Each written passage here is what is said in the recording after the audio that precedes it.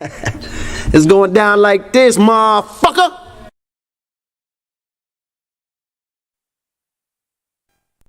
This shit is crazy. The following Nigga get mad. Say, motherfucker, what you mean you ain't gonna let me in this funky joint? Much money I done spent in here, nigga. I knew your mama when she was hoeing. Hump, baby. Shit, bet I do it over time.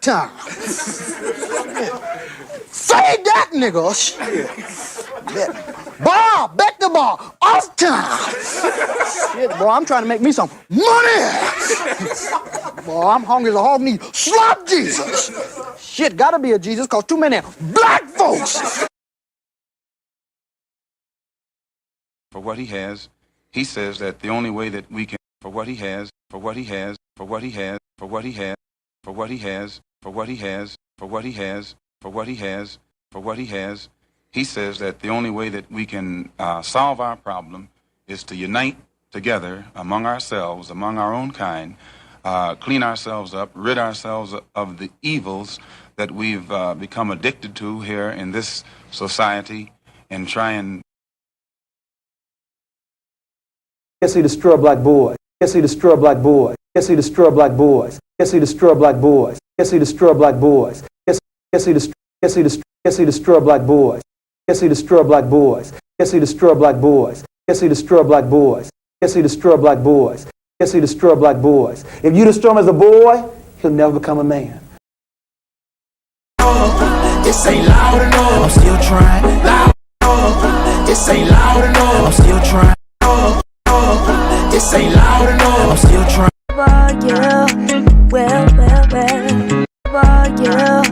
Well, gotta get a piece. I just left a light in this bitch. I'm finna hit the shop in this. Fuck up. Move the fuck. Hey, where are the white women at?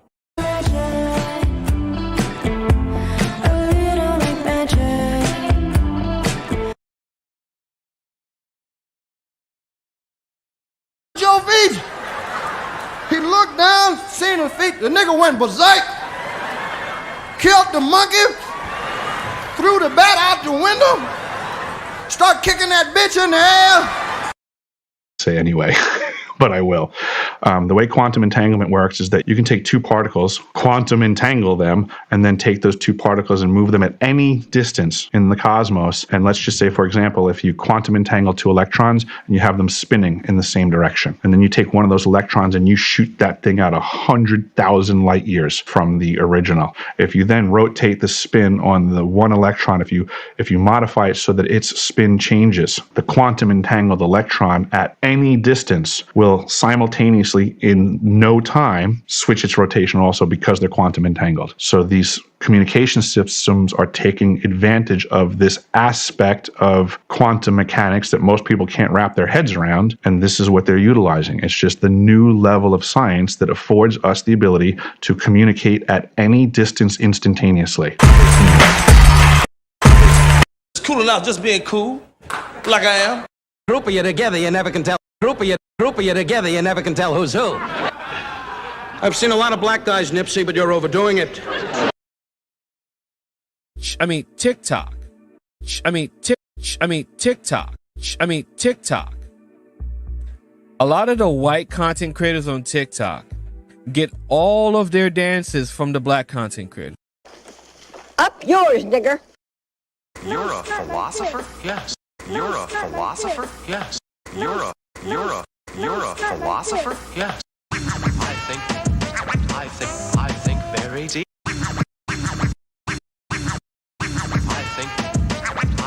I think very deep. Hey, dance with me. Hey, dance with me. Oh yeah, everybody.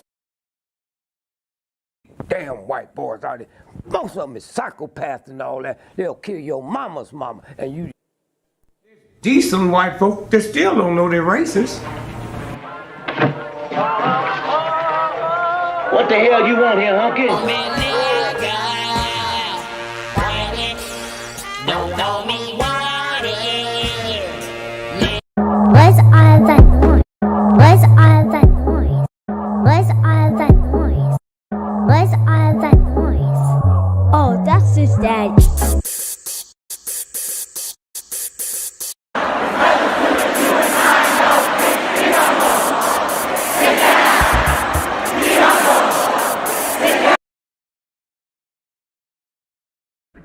lines are still open. Oh shit, you can get it, nigga. You wanna get it? Your shit. Get your hands off of me, shit! The Chinese platform, you already know they don't give a fuck about your black ass. And then That's the difference when you're my baby. That's how it is. I think we OD. I think we OD. My word, can't be my equal, don't know what you heard. Doing the styles of Used to snort cocaine, now I fiend for the check, yeah. heavy, I'm a walking dead man, is what they call me when I come. I hit the loop juice, it pulls up in the heavy, I'm a walking dead man, is what they call me. I hit the loop juice, it pulls up in the. I got to tell you, you go to the history of European civilizations. 250 years is how long they last before they implode, because of their greed, because of their violence, because of an inability to let others be, including themselves. If they didn't have brown and black people to hate, they would hate themselves. Schatzi, is it true what they say about the way you people are gifted? Oh, it's true. It's true.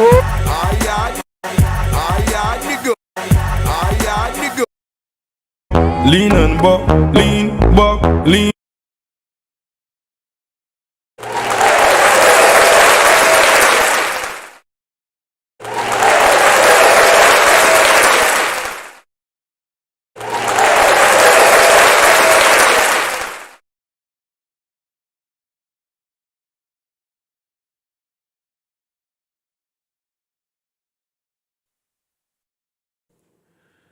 To the east.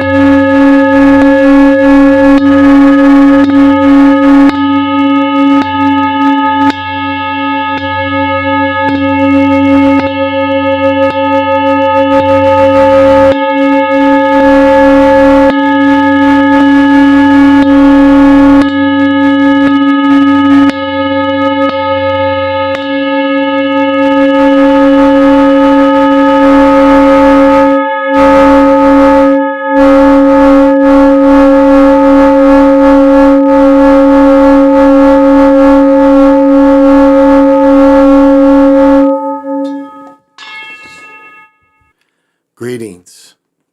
This is Big Pontiac, and welcome to the Chocolate Mountain Show. I am the holder of the infinite sacred ball game that was created by the Hero Twins, and I am that one and only Galactic Daddy-O, welcoming each and every one of you to my galactic patio that reaches from Minnesota to the universe. Well, I must start off with burning up in this mug. We left the fireplace on downstairs, so I'm wondering why I'm hot and I'm dressed very sparingly. But I got to tell her to turn the fireplace off, because that makes this room hot and all these lights.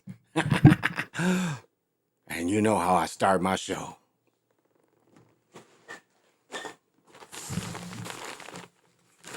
And before I start my show, I must show you.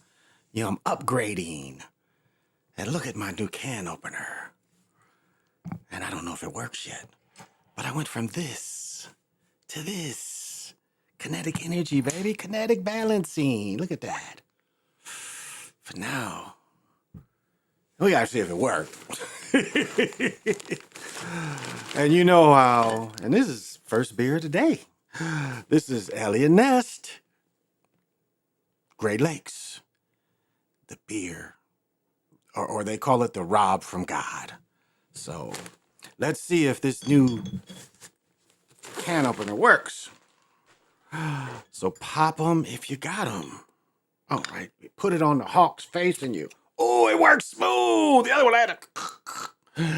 And then you hang it back up, and it's pretty art. See, you can see it bobbling and shit. You see the tail end bobbling and shit. And since it's a special night, I had to bring out the good crystal. Look at that. It's a crystal basketball or football. I had to break it out. So pop them if you got them. Look at that.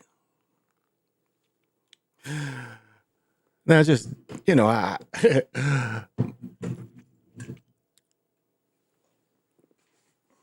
my ex-wife called me, you know, talking about my daughter was bragging because she wanted to show all the fine things she got for the holiday. And I told her it's not. I was like, that's what they do. They brag about what they got. They take pictures with the stacks of clothes and electronics. I ain't got no problem with that. So salute, salute, salute. And I am on the herb gummies, but the bag's not in here. And I'm telling you, this mug is still going. I'm passing this around between my son and one of my daughter-in-laws, and I'm telling you, this shit is still going. So again, we got the Jungle Boys, sour apple killer. So smoke them if you want them.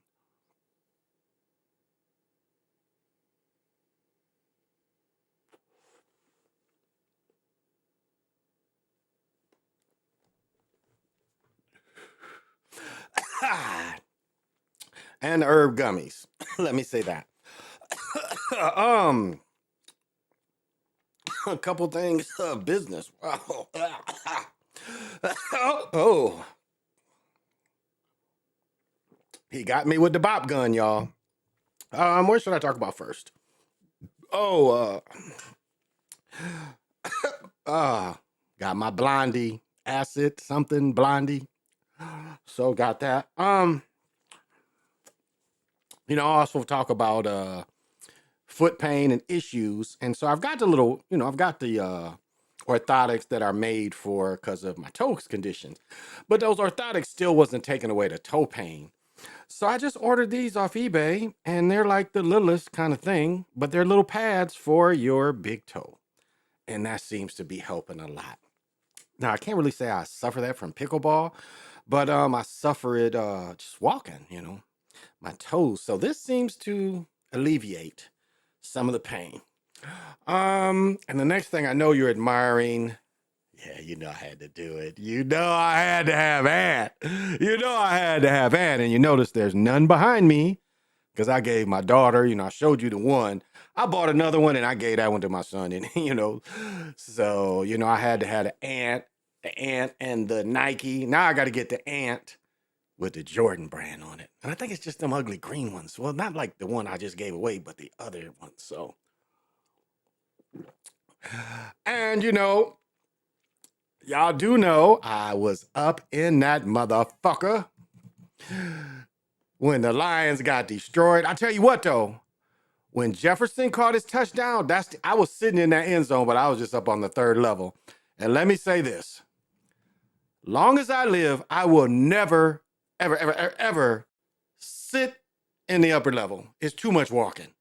To get to the seat wears you out. Then when you got to go down, because we were 16 rows up on the third, so it's a bunch of stairs. And then come back down and to go get pizza or another beer and walk all the way up them stairs. Yeah, that's quite a walk. That is definitely quite a walk. But, you know, we had a good time. We had a real good time, of course. And, but yeah, when Jefferson caught that TD, I had a good view of that shit. Even though I was up top, he was right in the corner. Let me go to it. Let's see.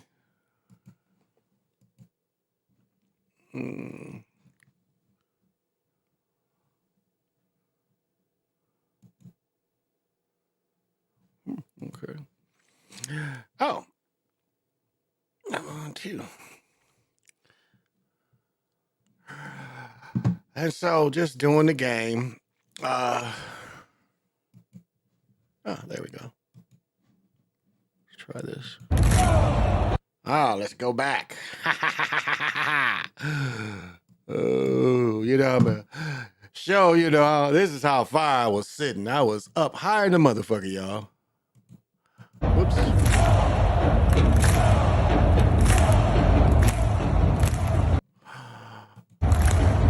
So you see how high I'm sitting, high as you can, and it's only about 10 rows up from me. So these wasn't the VIP seats. So I'm not gonna cap like they are.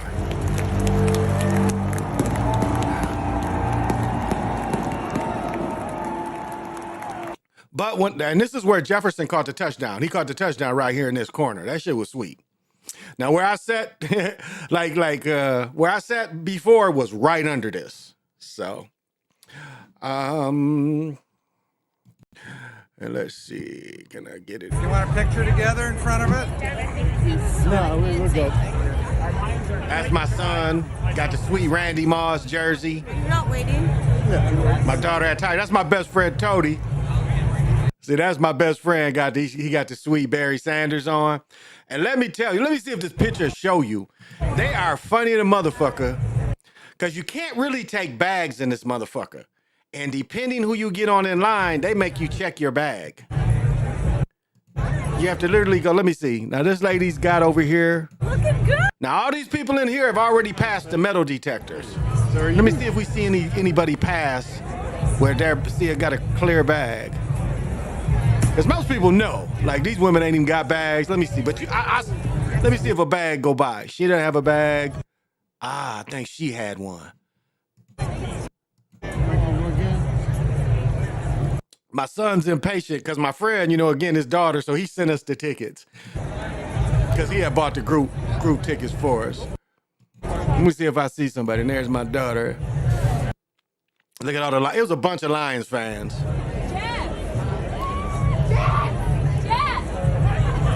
There's a bunch of Lions fans in this motherfucker.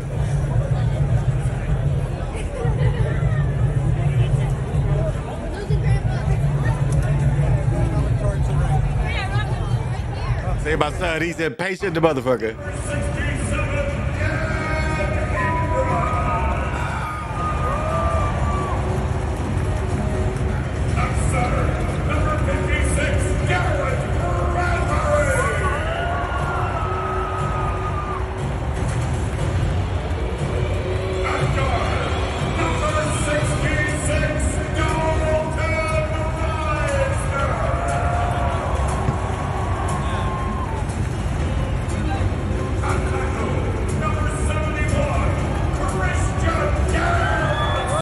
And you know what? I didn't realize, and my impatience. It was a whiteout. I got my white game is stiff, but I was so impatient. I wanted to be, and it worked out so well because I could have went in and put on a white shirt, but I put on my Nike vest, and I had the Viking gold underneath. With my Kango, so I'm looking good up in that motherfucker. This, and I'm wearing the winterized, the winterized 8s, so I'm up in that motherfucker stiff as can be. Ain't nobody dressed like me. You dig? You saw my daughter and, my son, he was white out. And if you see the crowd, as you look at the crowd, a lot of motherfuckers is in white, because the Vikings are in white. Let me see. See, they're in all white. See, they wore the white pants too. So, and look at all the stands, it's like a lot of people participated, and I really kind of should have, but I was like impatient. So let me tell you though, this is me. I go pick up my son fairly early because I want to get down there fairly early so it's not hard to park. And if I got to park in the ramp, them motherfuckers be getting full. So I'm waiting, and this mug is waiting for his sweatpants. He got us. Y'all watch that T-Pain shit? T-Pain at his residency in Vegas. He's watching that shit. He's like, I get there a little after 10, hoping to be downtown by 10:30. Yeah, fucking with him. No, he's drying some pants, hitting his vape. Oh, he just, but we got down there and my handicap parking. I mean, we parked on the other side of City Hall, so that's about 2 blocks. So we had to walk about maybe 6 blocks to the stadium. So we ain't had to jump on the train or nothing, because we could have parked in the ramp and then caught from I think it's Cowboy Jack's. So there's a ramp that's connected to Cowboy Jack's, and you can park in that ramp and you just catch the train to the stadium like that. And so, you know, we lucked out. We found a place that I'm pretty sure it was only about no more than 6 blocks. It wasn't very far. Oh, it's chapstick on my glass. Anyway, so it was fun. It was fun. The Vikings. Oh, you know, I might have to have a special put all the Vikings up gear up for the year. Put all the Vikings gear up for the year, like I did last year. I might have to do that again. Put all the Vikings gear up. Let's welcome everybody that's taking the time to hear old man talk. What's happening, Lobo? And I know you got to have vision. And I know you would join me on the Galactic Patio doing the one and only. Would you like to dance with me? And you know there's only one rule. Don't touch my... Keep your hands off that F-150. But for that and that reward, I will take you.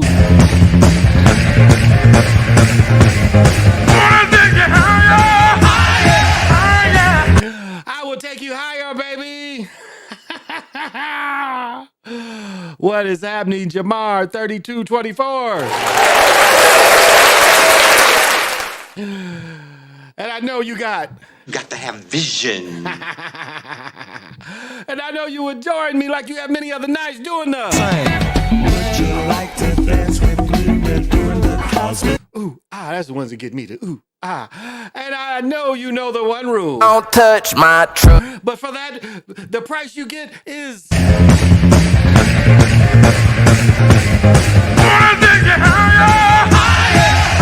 I am here to take you higher, baby. Oh, okay. I can fix that. Okay. All right, CWE, what is happening? Let's put this over here. Yeah. What's happening?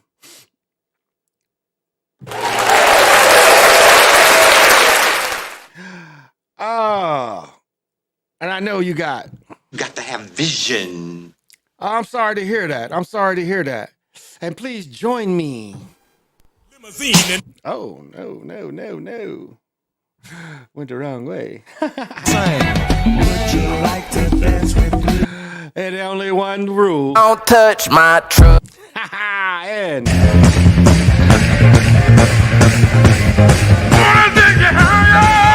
I'll take a break. I really need to go over my picks for tomorrow and how I did last weekend because I've been so busy I haven't tallied it up.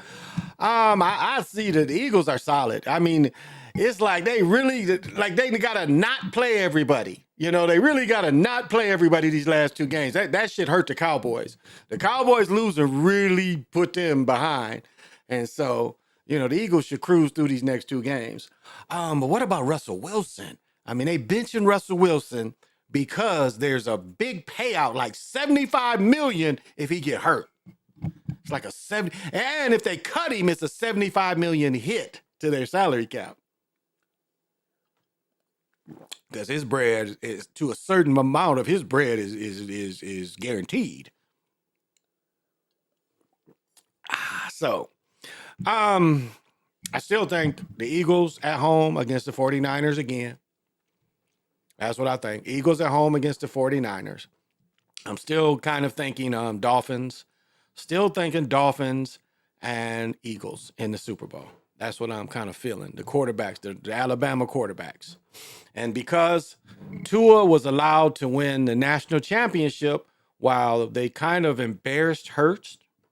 Remember, they kind of embarrassed him. Kept like, what do you think? What did you say to him? I think Hurts gets it. I mean, it's bad play all year. I think he's going to get his thing. I like this little thing. I got to put the camera a little lower. But yeah, so that's what I think. Baltimore looked really good. They look really, really good in the defense. Put a lot of pressure. But the offense, and I should have made a video, short video that dude tackled when he tackled Jackson. When the referee tackled Jackson, I should have did a thing on that. That was funny. That was funny. So, I mean that's who my early kind of impression of the way the season is coming. That's kind of my early impression. So, L Reborn, Amaru Khan, what's happening?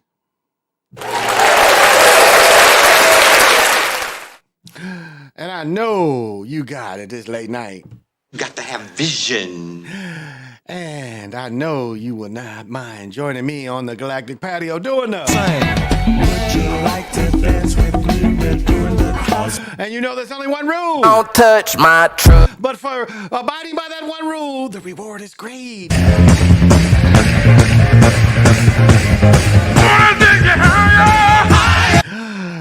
I will take you higher. And here's my man from the SIP. What's happening? Oh yeah, I lost. Well, I lost why? Even though y'all. Yeah, the game was cool. The game was really good.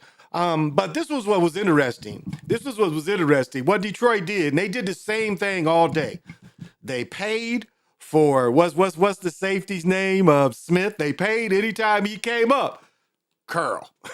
They beat him every play, every time, the whole game. On the first pass of the game was a deep curl. It's like, okay, you gonna put that safety here, we gonna curl. And I mean, it was like, the curls was deep, like 18, 20-yard curls. And they wasn't running them like sometimes somebody would run like a post, like you run a post curl. No, it was just straight hooking up in the middle of all that shit. I mean, it was just, you could just see like from there, you know, Detroit scored the first time down, and you could just see the game planning. And again, you know, the way they scripted it, they picked them apart the whole game. Detroit, the Vikings blitz never affected, not really, what Detroit did, and they killed them with the same plays. They killed them with them deep, like it was amazing how many players they used on them deep outs, because it was deep outs and just curls. You know, just deep curls. They was killing them. I mean, like I mentioned, 15 to 20-yard curls, and they killed them all day.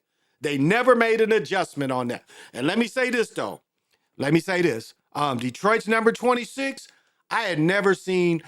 One thing that is amplified is the messing up on purpose. That's amplified live. And when that number 26 for Detroit fumbled that led to the Vikings' first score, that shit was definitely on purpose. He had the ball like way up here, and he kind of just bounced it down. And I mean, I'm in the upper, not quite nosebleeds, but upper deck. And I could see that from up there. I was like, he just threw that ball down. He just literally got it, and it looked like he just threw the ball down. I was like, wow, this is too. And in the same way, you know, the same way with the way Detroit carved up their offense all day. I mean, it was literally the same play from the first quarter to the fourth quarter. The Vikings had them, what was it? One time in the third period or maybe early fourth period, the Vikings had them in like, it was 3rd and 20 something. Same play. It was like really a defining moment of the game, where the Vikings still had a chance. They hit him with that same basic play, a deep curl in the middle. I mean, every time that was their go-to to get a big play was the deep curls. And it was just so simple, you know. In golf, he was killing that shit. He was hitting that shit like he's looking like Montana. No, not Montana, Marino. He was hitting that shit. I mean, there was darts. Like the first play of the game, they ran that deep curl. Like the first play of the game, 4 or 5 plays before they got a touchdown? The first series? He was hitting that shit like darts. And he did that the whole game. The Vikings got to it, but overall, simple game plan. Chunk. What's his name? The running back. The number 26 ended up having, but the Detroit's other running back, number 0, he had a great game too again. But yeah, that 26 fumble, that was like, wow. That was crazy. That was definitely crazy. Lorenzo, I hope I said what's happening to you. Ciova, what's happening?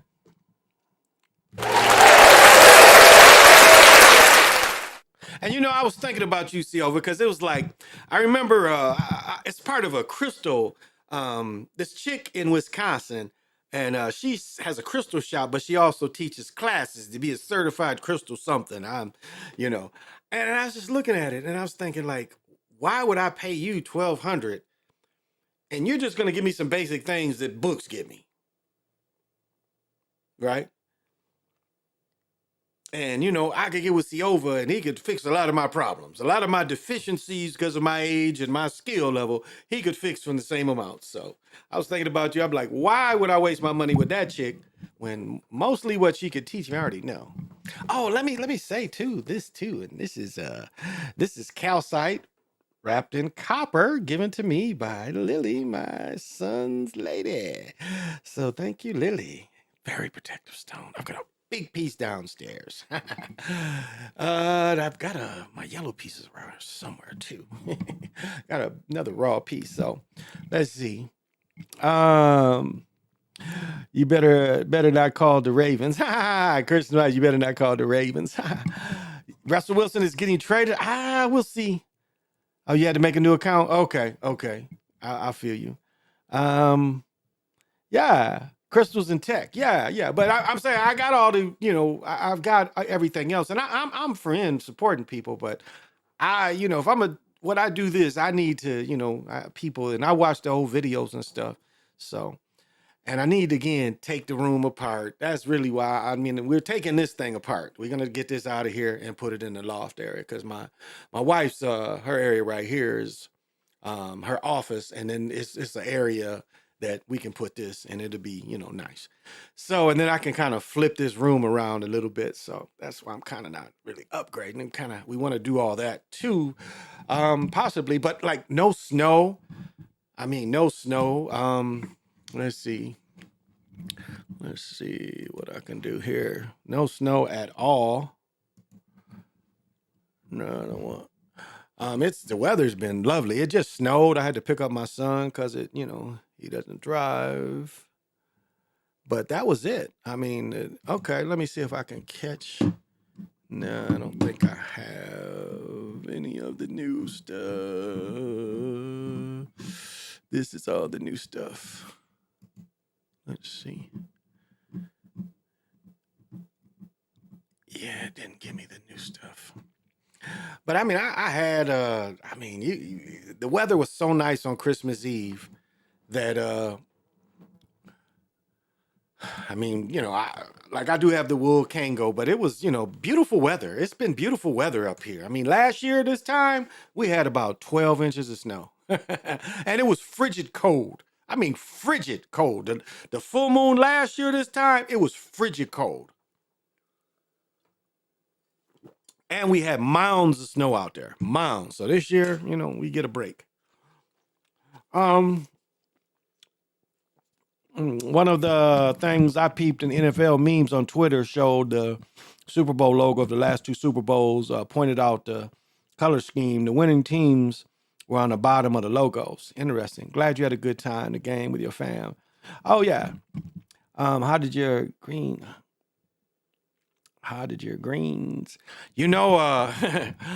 My greens, and like my wife's family is funny, and I don't know, I guess everybody's different, but like I eat greens only with vinegar. I've never not eaten them without vinegar. And when I lived in North Carolina, when I went to places, they had vinegar on the table. So I think other people eat them with vinegar. Now, what I did with my wife's family, I made my mother-in-law's partner,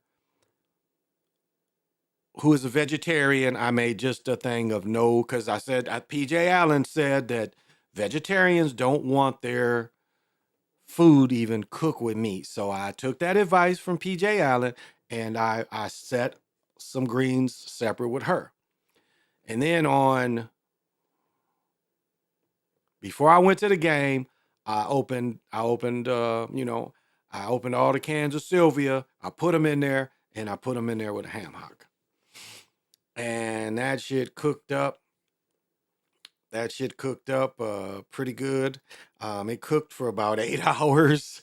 And so I took a little bit of the meat, and it really started breaking apart and took it over there for that dinner because my wife was like, let's take it all. I'm no, we're not having contamination. I'm not going to take a big pot and then take it. No, we going to take this much. And they ate them all. They ate them all. They was like, they was good. And I took vinegar and none of them used the vinegar but me. So I was like, oh, y'all don't use vinegar? So it was okay. I thought it was kind of funny. But yeah, they were good. And then like we had two big parties. So Christmas Eve, we left because it was a blowout. Let's admit it, it was a blowout. So we left. My son wanted to go, and it was about 8 minutes left. It was about 8 minutes left when we left. We left a little early. We left, it's about 8 minutes left. We beat all the traffic. It wasn't really no traffic. And so I took him home, Maple Grove, but where he lives on Maple Grove is so close to the highway that boom, boom. And then we were at my in-laws by 3:30-ish, if not a little before. We had to come home and get some stuff. And then we went over there and had a big blowout of food and everything. And then we have joke gifts. We draw names. And I've said this before, is what I did for my niece is let me see. I do have this right here. But I gave my niece a small piece of this, and this is Shyrite. I gave her a small piece of this.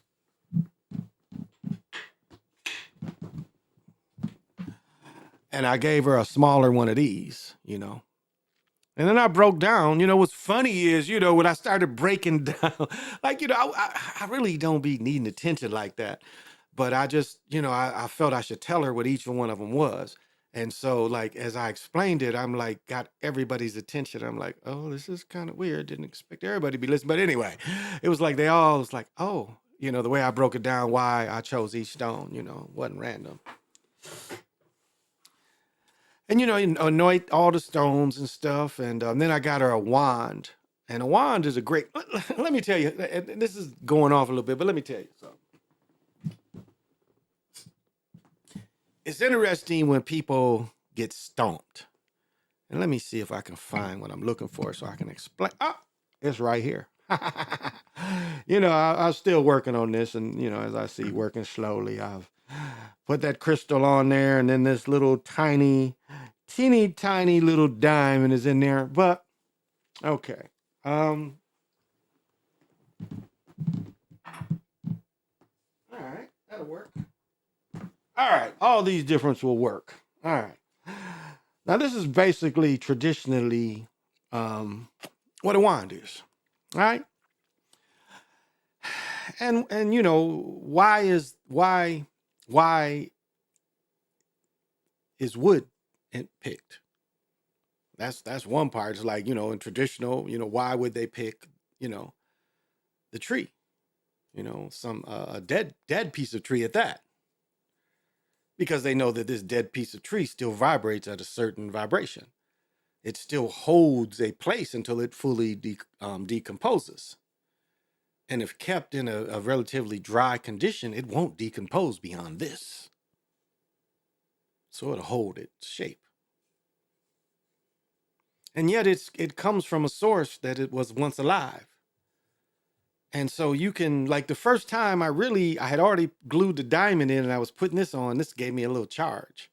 I was like, okay. And the tree that I got this from is definitely special to me. And so a wand is something that, like, even breaking down with the Harry Potter and how they break it down and how individualized the wand is to you. And how despite maybe what the wand should do, it might do a little more with and for you. But it's definitely a way to channel energy from you to something else. That's kind of what it's a way to also give energy to something. It's a way to clear energies around you.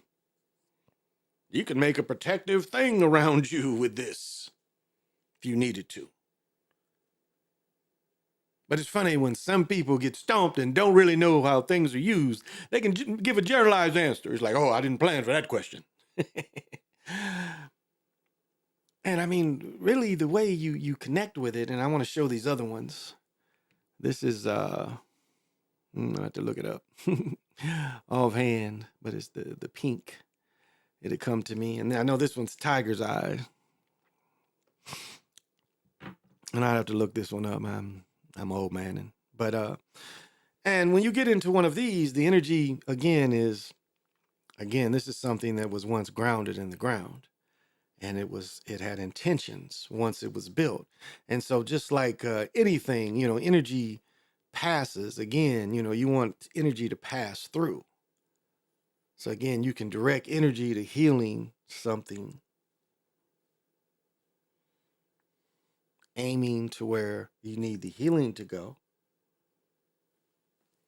Because again, that's what you do. You charge it from here the same way. Oh, the same way you would do this. Now this is a little more grounded. I take that back. It's the same way, but you would charge, the energy would all charge. So that's how you would move. Like some magic shows show how a person could do a poof. That's really what you practice is you try to poof. That makes sense. So I gave her a lepidolite, and I don't and lepidolite it's a my favorite group of crystals, which let me put my little monsters out. Where are they at?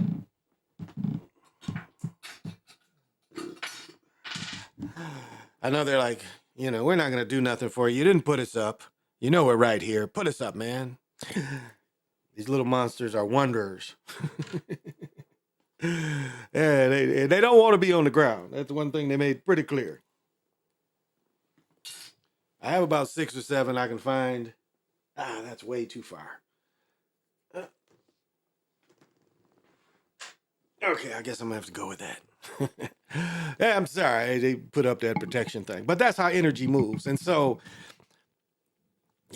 some people don't know how to explain that. They can't explain it. But I gave her lepidolite, which is a mica, and it's a softer energy. Zoolite, very much a healing force. So,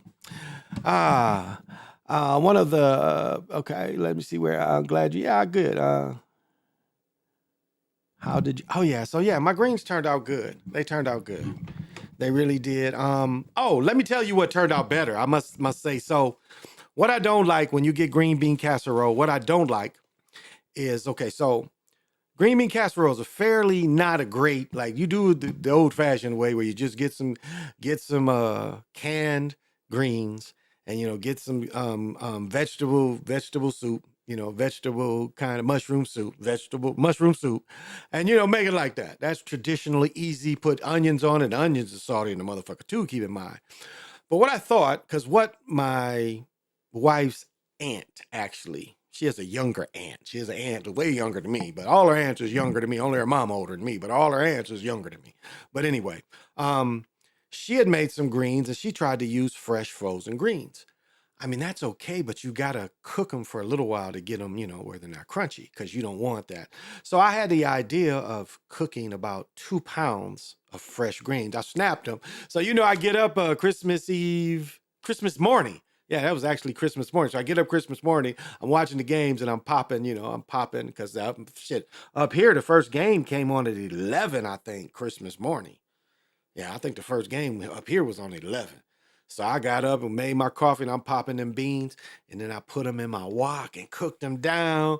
And then after I got them nice and blackened, as my daughter says, put them in that casserole dish, put that mushroom soup stuff on there, put some onions on there and cooked it for a half hour, pulled it out, put the more fresh mushrooms on the top.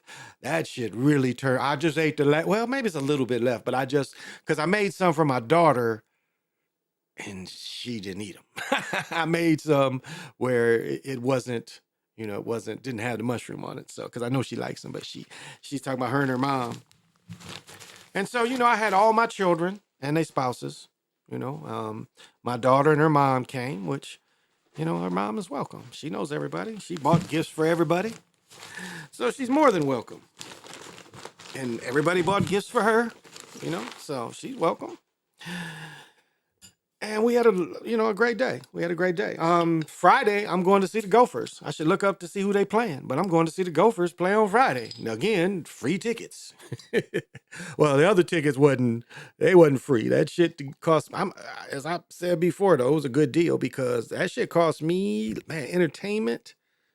Not even talking about the movies. Let's even, man, golly, yeah, and all the movies.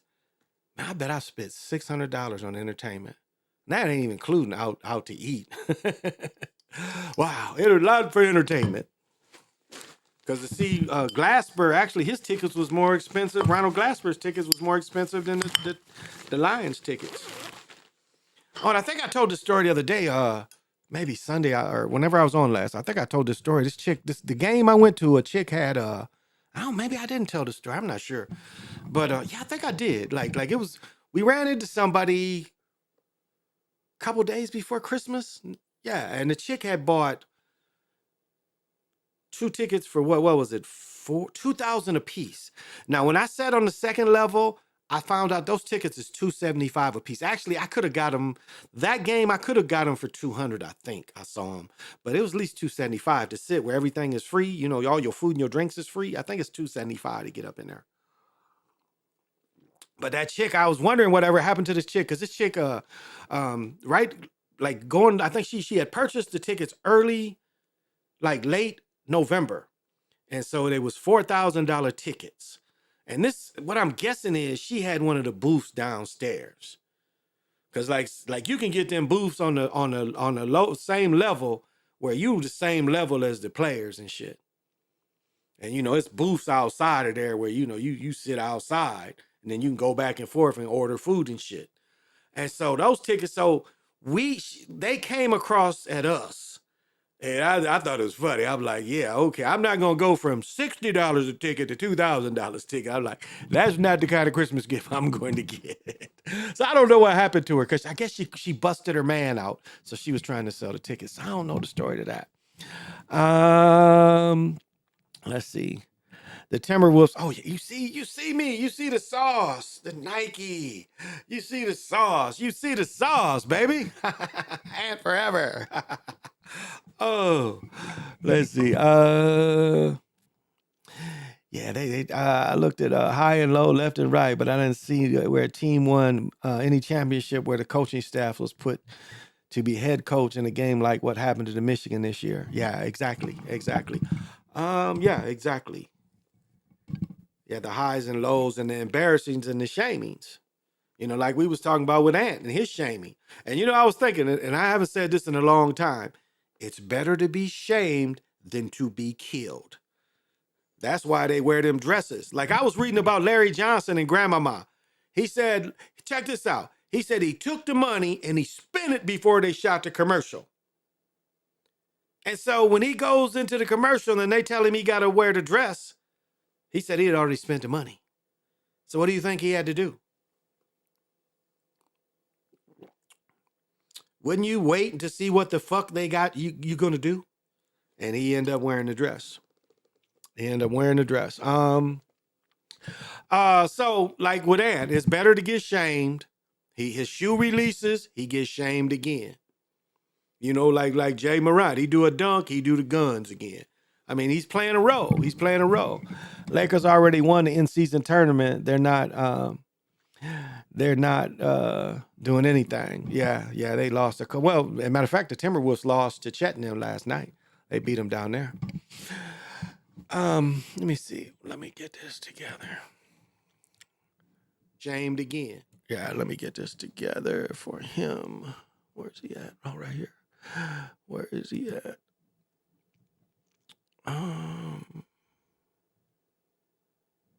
Oh, right here. There we go. All right. I can do that. Let me see. They already won the season. They're not doing anything. It's hard. Like I was watching the Showtime thing on Will Chamberlain, and I broke this down before. Like I broke this down before. This you know you just Wilt was so dominant that it just didn't make sense. I tell you something I didn't know too, well, I probably can keep that thought. But anyway, so like I broke down a long time ago, they call it the Havlicek game, where Bill Russell, I don't think he accidentally almost lost the game for him. But then for the Celtics to really win, you got Wilt Chamberlain that can jump 15 to 20 inches from a standstill, and you don't have a play where he get the ball. You try to pass it to Chet Walker out in the wing on you being pressed. And it's your end. Why ain't Will get the ball? That's again where you see it's clearly fixed. But something I didn't know about Will Chamberlain, and I don't know how this was done legally. Okay, so Will Chamberlain says in this thing, and they say they use an AI voice for Will Chamberlain, which is interesting. Family gave in. But they say that Wilt played for the Globetrotters for 17 years. Did y'all know that? I knew he didn't play after his senior year. I didn't know he had played off and on. And that made me think of contractual. Because if y'all remember, if any of y'all basketball historians, Wilt Chamberlain tried to jump to the ABA because he retired from the NBA. But apparently he had years left on his contract because Wilt tried to play with the San Diego Conquistadors. I think he had bought into him too. And the NBA stopped him because the Lakers still had his rights. I remember that part. I was like, so he coached. He never played, and he played volleyball. Like, I did not know that Wilt Chamberlain was the money behind, what was her name? Phyllis Jiffin Joyner? Jackie Kersey Joyner and Phyllis Griffin Joyner. I did not know Wilt was their sponsors. I had never heard that before, that Wilt was big into women's track. And Wilt was an entrepreneur, and he was about that bread.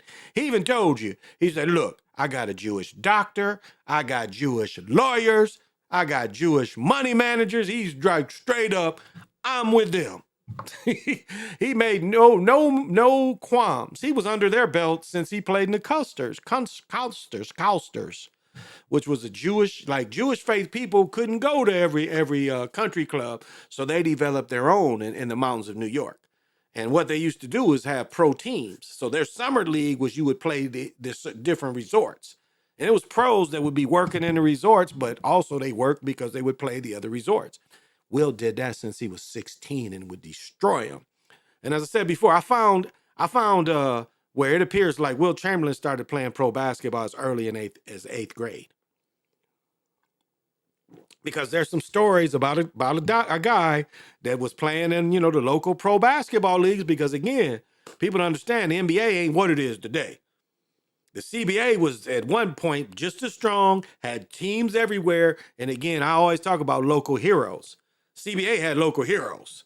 And the NBA wanted to kill that. They didn't want you to like local heroes, like the minor league teams. They only wanted you to love the people. That's why they killed the other leagues. But so Wilt, so it was a lot of pro basketball. And in the early 50s, when Wilt would have been in eighth grade and hustling with somebody, known to put different names in there. And it appears like he played in like 10 plus games, pro games, 10 plus. So that was a great series on Wilt. Let me see where I need to be. There we go. You got Michigan winning it all. So do I. I got Michigan. LeBron could be 6-6. I don't know. Jackie Jerder Kersey from East St. Louis. Yeah, Lorenzo. And her sister-in-law, Phyllis Griffin Joyner, right? And he Wilt back both of them. And I never had heard that before. So right on. And I have no qualms. If you watch that series again, somebody broke it down best. Every time Wilt lost to Bill Russell played with multiple Hall of Famers. Like some of them years, it was one Hall of Famer and against 8 or 9. And then you have 67, 68 when they finally beat the Celtics in the Eastern Conference Finals. You have Wilt, Chet Walker, Hal Greer, Al Atlas, Billy Cunningham, where 6 All-Stars against 6 Hall of Famers against 8 Hall of Famers. And you see what Wilt did when Wilt had Hall of Famers with him. And as I said, you know, we as I mentioned before, we know the manipulated game with Don Nelson shots, which they really should have won that championship. 2 things happened that shows it's fixed. Wilt had a fucked up knee. Wilt wanted to go get some cold spray it on his knee, run back out there, get some of that inflammation out while he moving around. He sits down, the coach don't put Wilt back in. He wanted to show everybody supposedly, but that's another shows that it was fixed. That was another way you saw it was fixed. So that's interesting. And, you know, he played, when he won it in 72, again, they changed it to, 33 wins in a row, and it was 32 forever, and they gave him one more win. Yeah,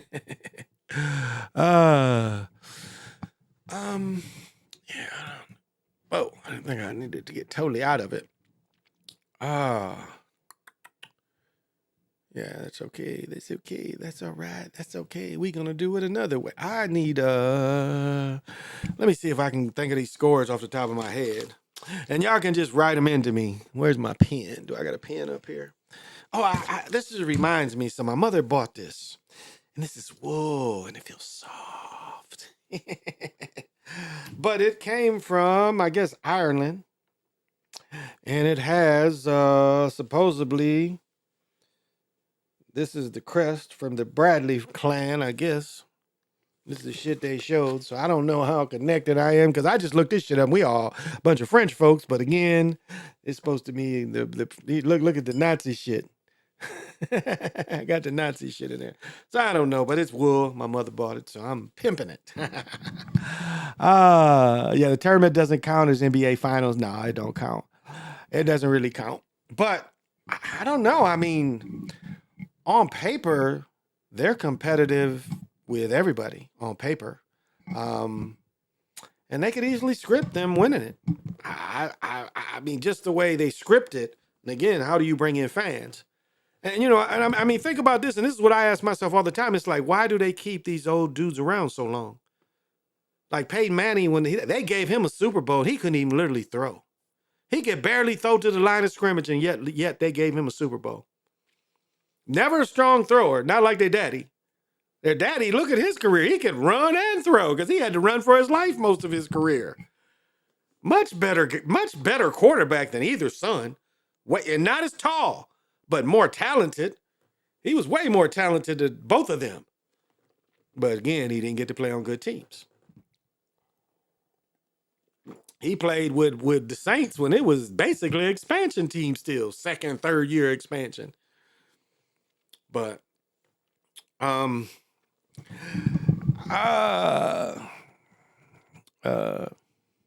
NBA made the tournament for that reason. Maybe they won't let LeBron tie Jordan. Yeah, I don't think so. I don't know. I don't think so. That argument again, that's just meant to divide. All of them was great in their times. Like you can't one thing I like in that Wilt thing, they try to talk about, you know, like, so if it was 8 teams and almost all 8 teams had 7-footers. So what's different? Like almost all teams had 7-footers. So Wilt wasn't that much of a surprise. Or what's his name? The one that was the rapist. He raped one of the Supremes. Reggie, what's Reggie's name? The one they made the skit on, and White Man Can't Jump. What is Reggie's name? He played in the ABA. He played with the Pistons and the Bulls, but that dude was 7'2". He was only a couple years younger than Chamberlain. He came out of Detroit at 7'2". There was Walter Dukes. There's a bunch of 7-footers. Talk about it wasn't no 7-footers. He was the only 7-footers. No, he wasn't. John Thompson. John Thompson, 6'10", 6'11". He played a couple years with the Celtics. So there was scrubs that was that tall. So, you know, that argument they didn't play against any tall people. I mean, what you got to understand is if you put these people in their primes, there's never been a player like Wilt that would take 30 rebounds and score 80, 70, 80 points, but grab 30, 40 rebounds. I mean, do you know the amount of hustle this takes? And he's a threat every time down court to block a layup. A threat, any kind of layup. Now, you can say, well, today's game, people shoot threes and shit. Yeah, but still, layups. Layups wasn't easy around him, so it's hard to not give it to Will. Lakers are basically Celtics now. Kind of, sort of. I agree. Maybe NBA, yeah, they kind of are. Yeah, and so maybe that is their hurrah. Again, it's funny. Would they let them? I think it's a better story if they let them win both. Huh. Seeing the angle, I'm into how things are made and are they maintained. That's some good stuff. Oh, so yeah, it's been a fun time. I mean, it's great. I got to spend, 2 nights with my mother. My mother's 82. In February, she'll be 83. She's like, some of us are connected to the threes, just like this year. It's like my mother's about to be 83. My son will turn 23. I would turn 63, and my daughter would turn 13. So we're all kind of on that same vibration. We've all graduated with years of 9. And so it's good that, I'm getting to celebrate that with her. That's more and more important. Got to celebrate my wedding with her. When she saw the girl, she fell in love with her, and she fell in love with her for me, which is a true story, and the rest is history. I can't say it was because we talked before we met, but it was pretty much like the moment we met, we ain't been apart. And that's how it should be. She's downstairs right now. And she had bought me the black LeBron 21s, and she had to take them back. So I get another pair. So I don't know if I want the LeBron. I'm gonna go out to the Mall of America and see if I can get them because they down to 150. They call them. Let me see if I can catch them here. Since they know I like Nikes, I look up some shit. And okay, I was looking at this. Wow.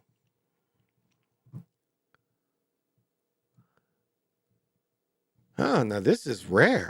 Let me share this story right quick. I didn't know about this. This happened a lot. Opal Lee gifted back her family land that her family was forced off by a racist mob. The grandmother of Juneteenth had been gifted the land of her family's home set on 80 years ago before a racist mob damaged her property. According to the Habitat for Humanity, she's 97. The land that the previously owned in Fort Worth, Texas. A civil rights activist, Juneteenth, you guys own my lot at 9040. She's like, Cage, I can buy that lot from you. Okay. Also building a home on the land for Lee. So she'll get a house out of pushing Juneteenth. I don't know. I don't know if I like these enough to get them. I don't know. I don't really like those too bad. Oh, so let's see. Somebody else. Damn, who is this? Rapper's former manager admits to killing him and staging who is this? The ex-manager of popular Venezuela rapper whose death was ruled a suicide has sensationally confessed to his murder 8 years later. His death at age 26, not the 26 club. His death at the age of 26 stunned fans was ruled that he had killed his producer in a knife fight before throwing himself out of a window. She told authorities she was angered after learning planned to cheat on her out of a payment on a tour to Chile she had organized, and he intended to fire her. That hurt me a lot and left me with a lot of pain. Chance arose, the artist visited her home city. She laced the iced tea with a powerful tranquilizer before stabbing both Constantino and Malone. She had long time repeatedly. She had been contacted. She showed her home. And they stabbed both men several times and beat Chris in the face. It appears they had been in a fight. Throw him out the window. Then we were told to throw him out the window and complete the murder-suicide scene. Wow. Wow. Wow. Wow, wow, wow. Wow, wow, wow. I didn't know nothing about that.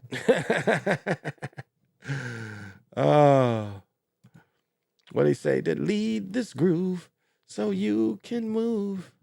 Oh, there you go. Oh, ever since 98, every year ends with a 3 and an 8. Always be a good year to me. That's because the year I was born. But this year I can't say is better than those years I mentioned. 24 is Kobe's year. That is a good point. Lorenzo's remembered the Dame trade. Yeah.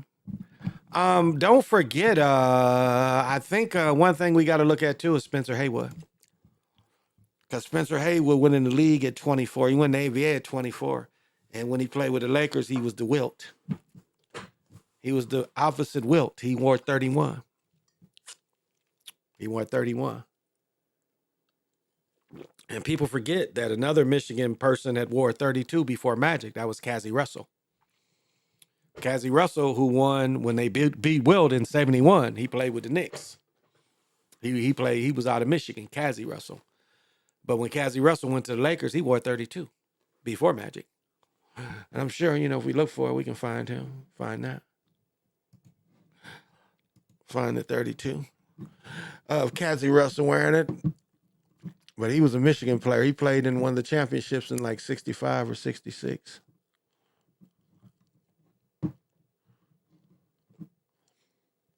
But I ain't going to see that color purple shit. Fuck that shit. That shit don't look good. That's some, yeah, I mean, I ain't going to down it. You want to see that shit, go for it.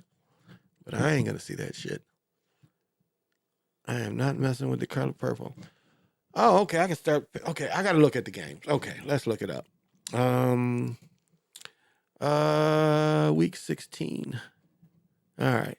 I think that's where I'm behind. Okay. All right.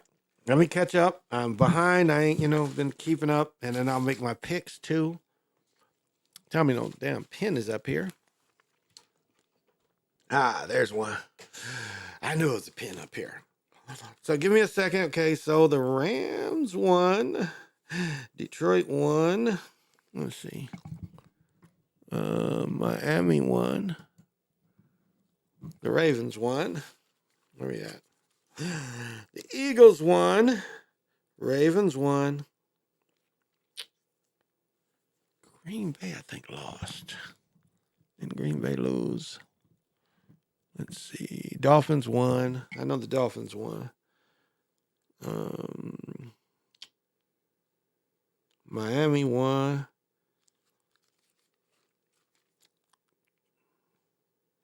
Where is it? Let's see. Lions won. Let's keep going. Las Vegas won. I lost that one. All right, so I lost the Chiefs. Chiefs gave up 10. I lost that one. I lost that one. Okay. Losers, Chiefs.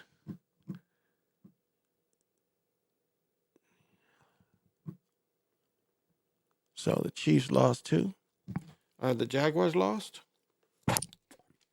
I need the straight scores. It's telling me a freaking story. I need the straight scores, y'all. I need just the scores. Maybe this will give me. Okay, give me the scores. All right, just give me stats. Oh, they suck. Just give me scores. That's so hard just to give me the scores. Oh, the Super Bowl odds are, as of Wednesday, Super Bowl is Kansas City tied with the Dolphins Eagles for third place. Let's see. They last 4 games. Chiefs and Eagles. As of Wednesday afternoon, has tied for third place at odds. 49ers Ravens. They're pushing 49ers Ravens. That's what they're pushing right here. 49ers and Ravens. I can't get the scores. Jags haven't won a game in a month. Okay, so the Jags lost again. That's a minus. Trying to remember. So I go 2. I lost that one. 3. Chicago. So the Jags lost because the Jags was only giving up 1.5. New York. I think New York won. Man, why can't I get any just scores? And I gotta fill out for next week. They're making it difficult for me. Just give me scores. Okay, just give me scores. Here we go, I think. No, yes. All right, I lost December 21st. Yeah, okay, so I lost. Okay, I lost the Colts. Okay, lost the Colts. No, I won the Rams. Seattle, Tennessee. Seattle, Tennessee. Houston, Jags, Denver. Okay, I had Seattle. Okay. I had Seattle, Tennessee. And where are we at? Detroit, Minnesota. I had that. I had New York. Had that one. Let's see. Carolina, Green Bay. I have Green Bay. Yes.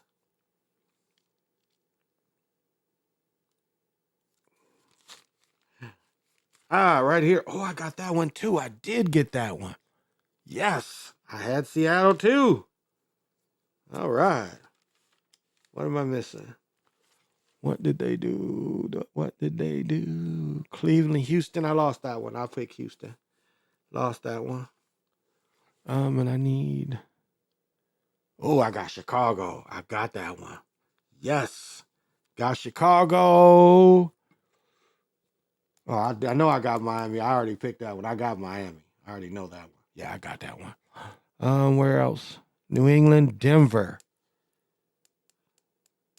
I picked Denver, so I take that L. Okay, so where am I at? What did I miss? What did I miss? Monday. Yeah, I got that one. I already got that one. I missed that one. They lost. Okay. So I lost that one too. So I lost 1, 2, 3. That's it. 1. Let me double check here.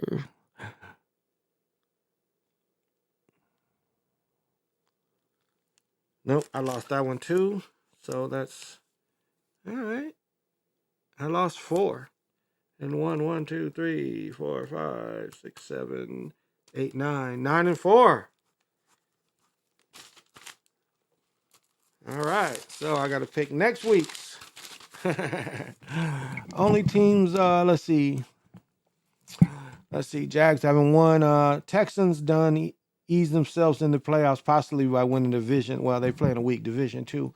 Only teams I see connected is Kobe, Celtics, Suns, Booker, Tatum is the Kobe, LeBron connected. LA, okay, I can kind of feel that. Oh, good, they hooked me up. They'll switch me right over. Okay. So tomorrow night, y'all. Tomorrow night, we have the Jets and the Browns. This does not show me the odds, but I'm picking the Browns. This is week 17. I am picking the Browns. And then Saturday, don't forget Saturday, we have Detroit and Dallas. And Dallas is always strong at home. But I'm got Detroit for the upset. Fuck Dallas. New England and Buffalo. I got Buffalo at home. And I'll look up the odds too. Las Vegas and Indianapolis. I got the Raiders on the road. Raider Nation. Arizona and Philadelphia. You already know. Oh, no. Eagles, of course. New Orleans, Tampa Bay. Ooh. And tickets is 93. Ooh, I like that one. I don't know. New Orleans has not been consistent. I'm going to say Tampa Bay at home. Yeah, Tampa Bay at home.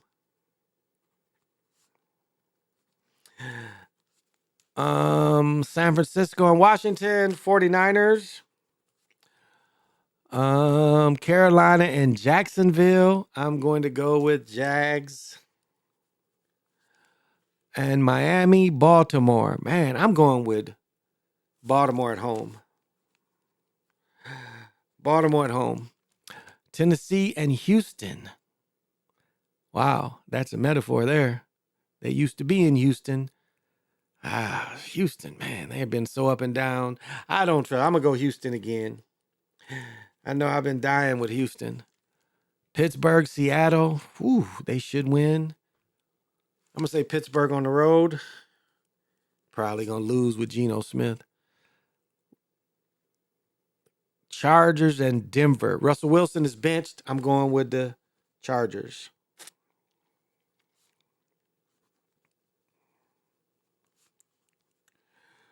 I'm going with Chargers. Cincinnati, Kansas City. Kansas City breaks the losing streak. And Green Bay, Minnesota. Vikings at home. Okay, let's find the odds. On that Baltimore Miami game, give me Miami. Okay. You want Miami? Okay, I'm calling it now for the Raiders are going to be the next feel-good story like Detroit this year. Well, we got it on wax. All right. Jim Brown died. NFL could have Joe Flacco drag Browns to the Super Bowl. Anything had happened? I don't know. I don't think I agree with that totally. I'm going to tell you why. Okay. I'm going to tell you why right here. This is why I don't think that would ever happen. Because the time Cleveland was supposed to win the Super Bowl, they put a fumble. And they had the old system of thumbs up when you supposed to fumble. Remember, they had a dude on the 1 yard line. And remember, he fumbled. He got the ball poked out just perfectly. And he was on like about to cross the goal line. That was Cleveland's best team ever. Benny, what was his name? He had two great receivers. Matter of fact, one of Clarence Weathers was on, I think, that team. I think Clarence was like the third or fourth receiver. He was the first dude. The first dude I ever saw run a 4.2 was Clarence Weathers. His brother played in the NFL too. But Clarence ran a 4.2, and then with me and Raymond was in front of the Jets. Raymond ran a 4.2 too. Wayman Pitts. And I ran a 4.4. I was like, I knew, and I was on his ass. He got a little faster start, but I caught up to him, and I ran a 4.4. He ran a 4.2. So I knew it helped me. I knew running against him would help me run a 4.4. Let's see if we can see the odds for week 17. Week 17 odds. Let's see. Search. Okay, so this is bullshit. This is over and under. Shit, I made a little money on over and under. This is just giving me the over and under. This ain't giving me this shouldn't give you all that, huh? Let's get it all together. Looks like they'll give it all to me together. All right. Okay, so that's probably not okay right here. Yeah, okay. So the Jets are getting 7. Yeah, I'll take that.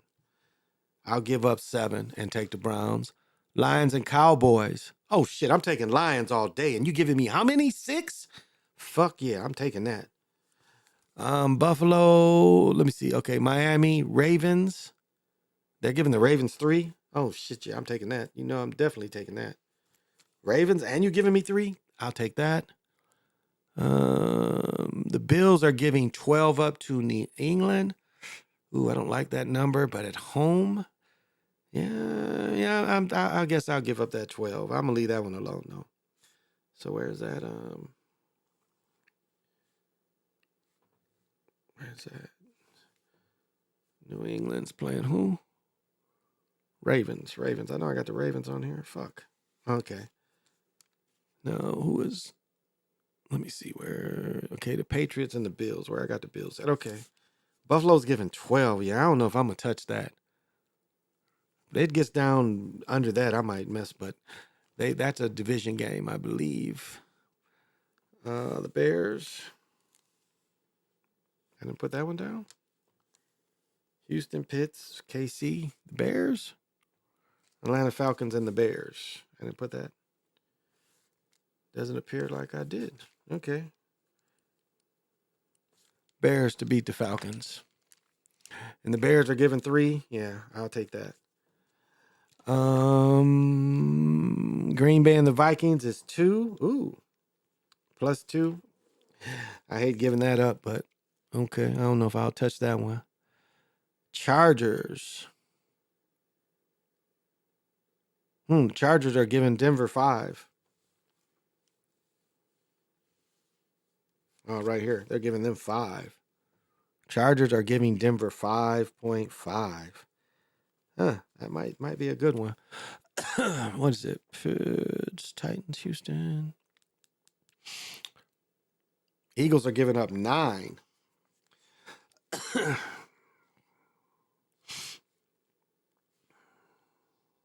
Eagles are giving up 9.5. Yeah, I think I would take that. Titans, Houston is 3. Houston is giving. So what is that? Houston, the Titans are giving Houston 3. Yeah, I think I'll take that. I wonder if Stroud is playing, though. I don't know if Stroud is playing. Rams and the Giants. The Rams are giving up 6. Excuse me.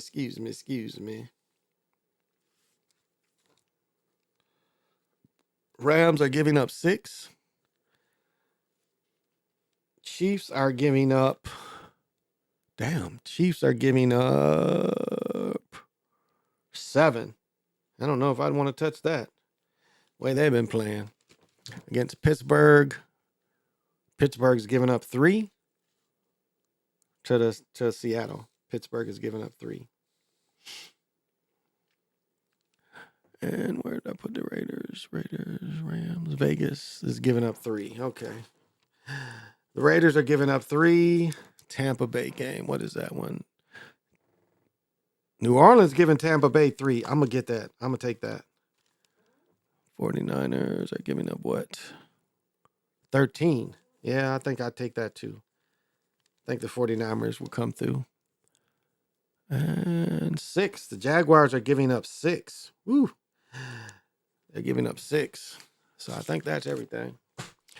So Russell Wilson getting traded. So Stroud will play. Okay, he will play. Okay. So now if I had to pick one, I like this 49ers and the Commanders. I think they'll cover that.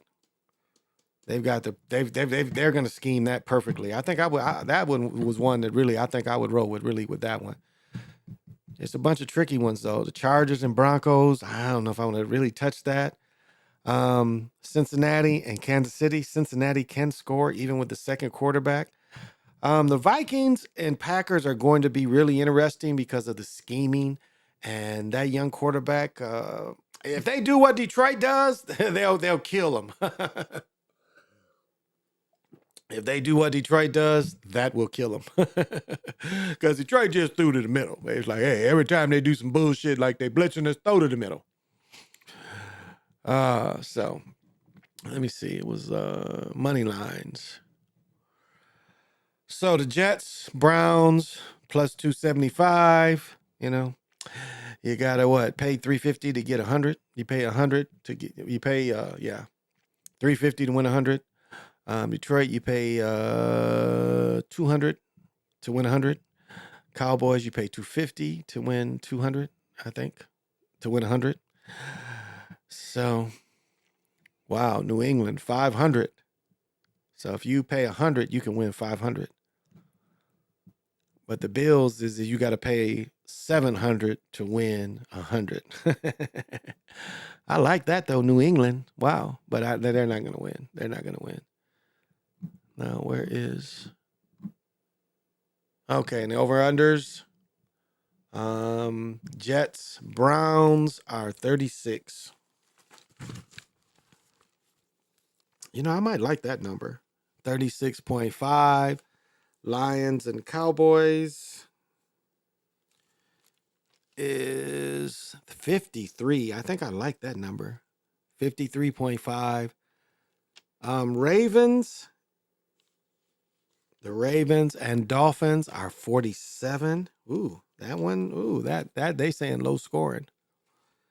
So next is New England and Buffalo. 42? No, 41. New England, Buffalo, 41. Atlanta and Chicago, 38. That one, that one's interesting. What is it? 38 point what? Okay, 38.5. And then we have Tennessee at the Texans, 42. Yeah, that might be under 42. 42. That one might be under. So didn't I do the Ravens? Which one? Ravens. Yeah, right. 47. Yeah, they're 47. Yeah, I got that. I put it on the wrong line though. 47. Okay, and where am I at now? New England, Buffalo, 41. No, I got New England, Buffalo. Buffalo, 41. I got that. Raiders, Colts, 44. Oh, that one might be interesting. 44. Carolina and Jacksonville's 37. What is it? 37? Yep, 37.5. We have the Rams and Giants at 42. Ooh, 42. Rams, Giants, 42. 42. Chargers, Denver, 38. What was that? 38.5. Kansas City is 45.5. I already got that. Packers, and yeah, I already got that. Yeah, no, I didn't. Packers, that's 40. Vikings, 45.5. Yeah, I think I fuck with that. I think I fuck with that one. Try to think, am I done? Let's see. Eagles, what was the Eagles? Eagles is 47. I'm going to say that's probably under. I'm going to take the under on that one. I think I got everything. Tampa Bay again. Where is it at?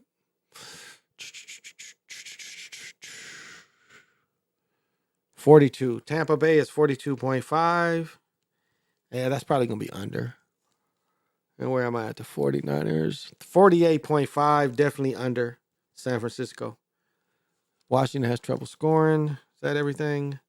Pittsburgh is the last one. Pittsburgh is 41.5. I might take the under in that one too.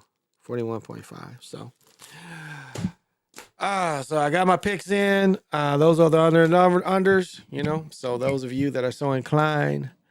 The Niners got to bounce back. There's been a bunch of bad quarterback play. No names. Definitely. That quarterback for here sucked. Because when he threw, okay, he had a play where it could have been a touchdown. He underthrew it. If he'd have threw the ball on a bullet, it'd have been a touchdown. Clearly a touchdown if he'd have threw a bullet. He had a guy open, and he underthrew the ball. Mullins, he way underthrew the ball. But that throw to Jefferson was a good throw. I mean, that was one of the best throws that he's had. And Jefferson had a decent game again. You know, he had a decent game. He caught a bunch of big passes. But again, Chandler didn't have a great game like he had before. Defensive wise, Detroit had every answer for everything. Like every answer for everything. So they were outplayed, and salute to Detroit. That's why I say Detroit could beat the Rams. I mean, excuse me, beat the Cowboys down there, and then they'll have them play a couple weeks later, and they'll have them play a couple weeks later, and they won't play well. They'll let the Lions lose. Because remember,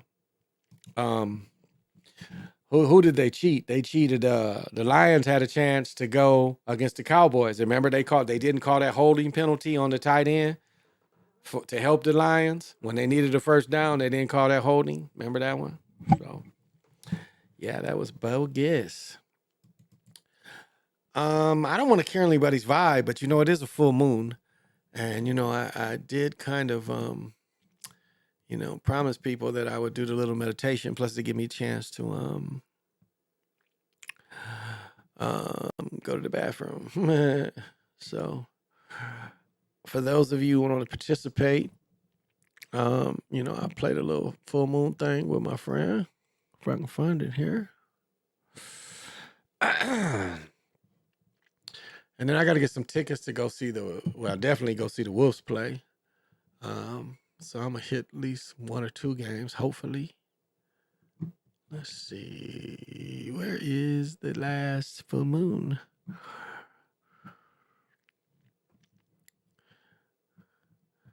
So I ain't got to go that far. Oh, Ancestor Production put out something new too. Oh, here we go. No, that's just a movie. That is not what I'm looking for, y'all. Oh, okay. Must be in here. It's probably in here too, maybe. No, I went solo that night. I didn't use it. Guess I forgot it that time. Guess I forgot it, y'all. It's in here somewhere. But I'll say the peak of this weekend was like in my place, all my children. Like it's like this. One thing I did, like we did at my mother-in-law's house is they each like my daughter opened up all her gifts from everybody at once. And then, my great nephew, he opens all his up at once too. So it's like that. And they had we had to pick names and so it was like single gifts and so no. So what I learned a long time ago is better for everybody to be getting a gift at the same time than one person getting a gift at a time. And so I bombarded the whole family. So, it's like everybody felt involved. I'm constantly giving gifts to everybody. And to me, that was the peak for me. Whereas like, my daughter-in-laws are all getting stuff, all the in-laws are getting stuff. And everybody there is constantly getting packages. They're like, oh. They're constantly getting stuff.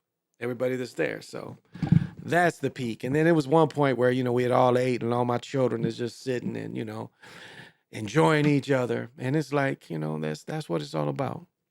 It's family. We all together. We all made the effort. And, with my son, we hung out Christmas Eve and Christmas Day, And I picked him up, he thought it was going to be stress on him. He didn't really want to drive or take an Uber when it'd be just as easy for me to pick the nigga up. So, I didn't mind it.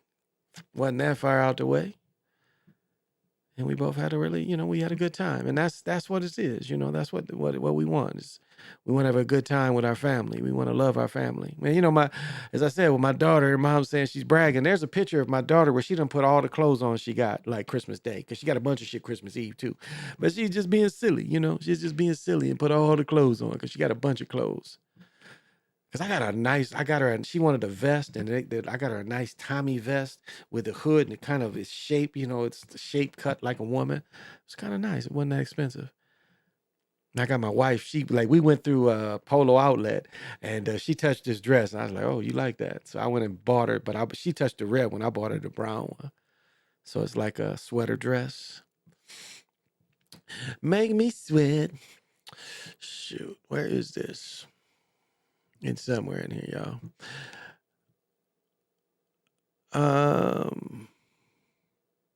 Oh yeah, this is it, I think. Yes, this is it. So y'all, I'm gonna let this play for about 10, 15 minutes. Again, it's for everybody, I like to send high vibration stuffs, and I think this is for those of you that want to get in touch with it. This gives me a few break to go to the bathroom and regroup. And if those of you want to participate in this, participate. If you don't, I'm sorry. This ain't you. That's okay. I don't feel any kind of way. This is for those that need it. So if this is something that would help you through this full moon, please enjoy it. Jimi Hendrix had one of his bootlegs. He's like, "Hey, I think you're gonna like it." he says, "Hey, I think you're gonna like it." As you breathe in, you're going to breathe in through your nose, and I want you to breathe down to your belly. When you breathe down to your belly, I want you to expand that belly. As you're breathing in, I want you to focus on breathing in love and light. Then I'm going to have you hold the breath.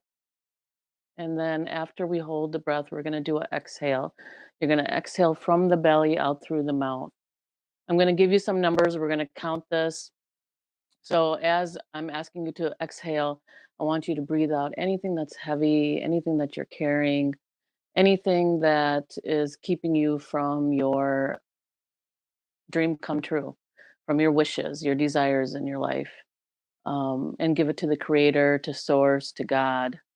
When we do the breath work, just relax, just be calm, no worries, no stress.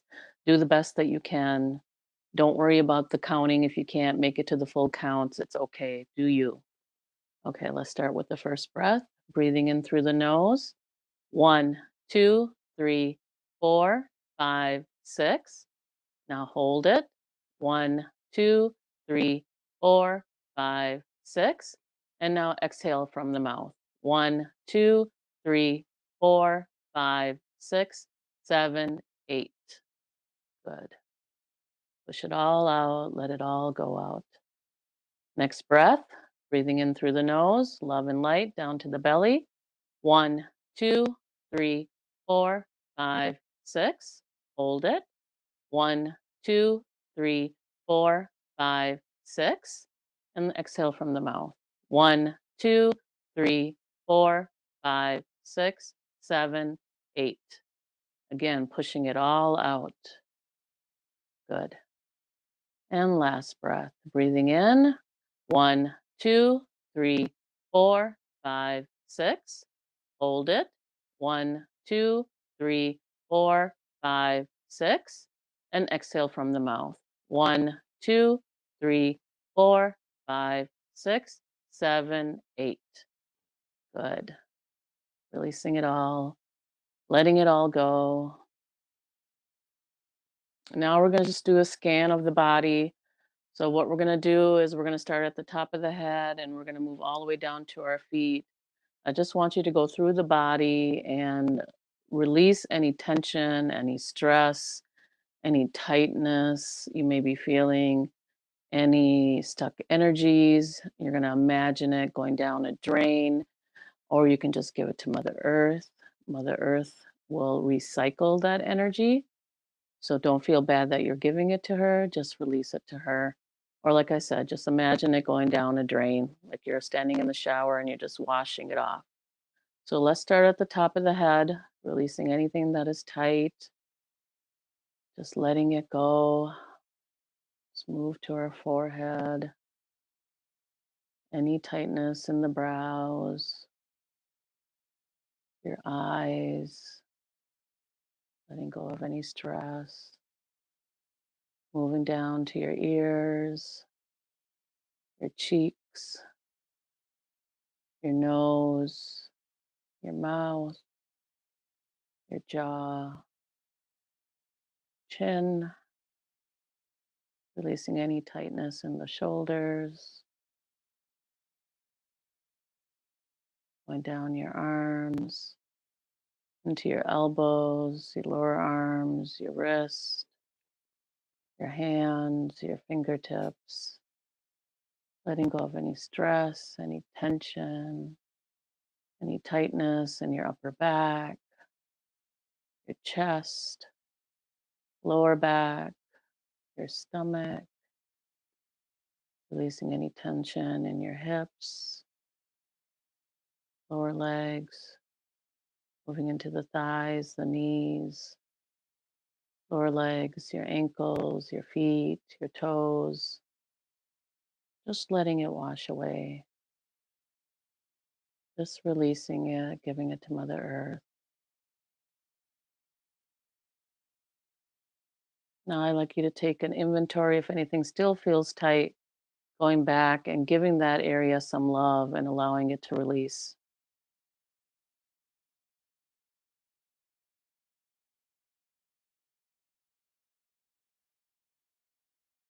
Let's start now by bringing your awareness within. I want you to start focusing on bringing that awareness from your mind down to your heart space.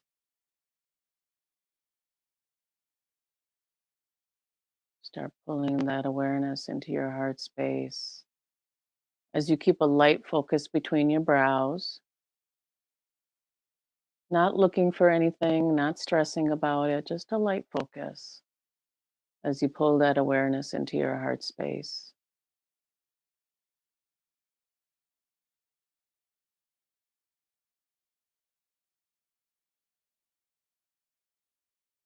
And gently pulling it down.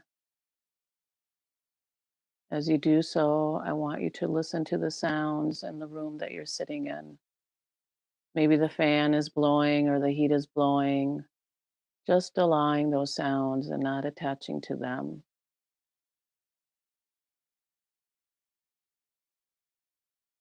You may hear family members or pets in the background. Just allowing as you keep pulling that awareness into your heart space.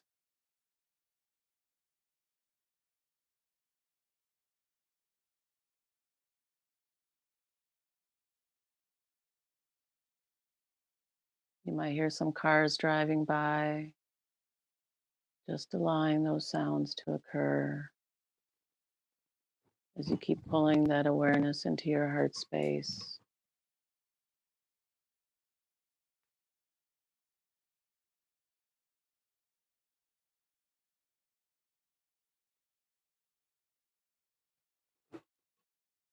We're just being. Nothing needs to be done in this moment.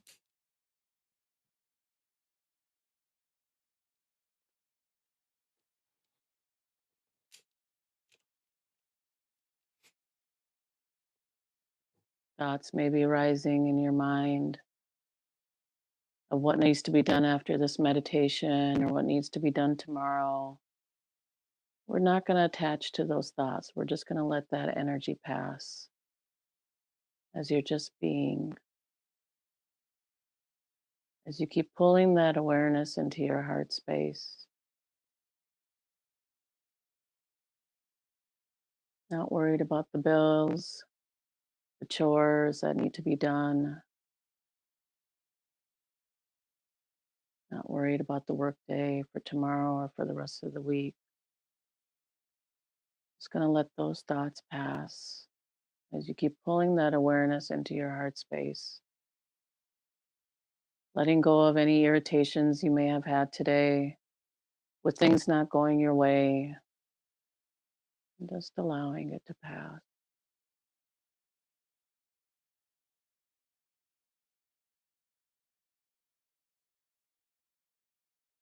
As you sit in meditation, you may feel some numbness or tingling.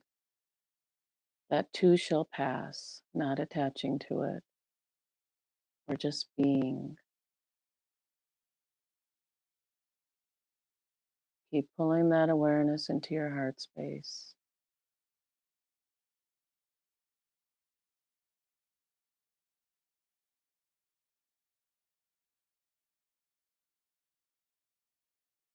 If thoughts continue to rise, just gently pull yourself back into the heart space.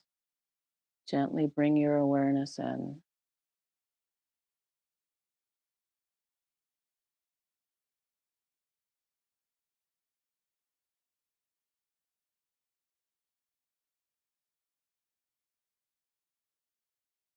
Yourself in that love, that unconditional love.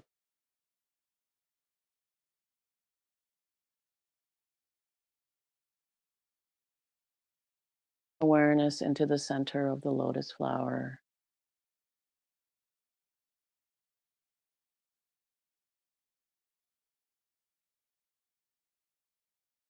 Those lower legs, knees, thighs, root chakra, sacral, solar plexus, heart. Now move your energies up to the throat chakra. I'd like you to imagine a blue lotus flower opening up. This is where our truth resides, our communications with others. Feel that lotus flower opening up and expanding in all directions as you bring your awareness within.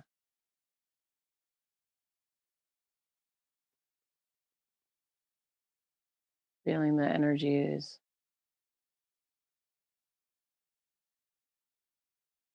As we speak our truth, and we speak the truth with loving ways and loving words.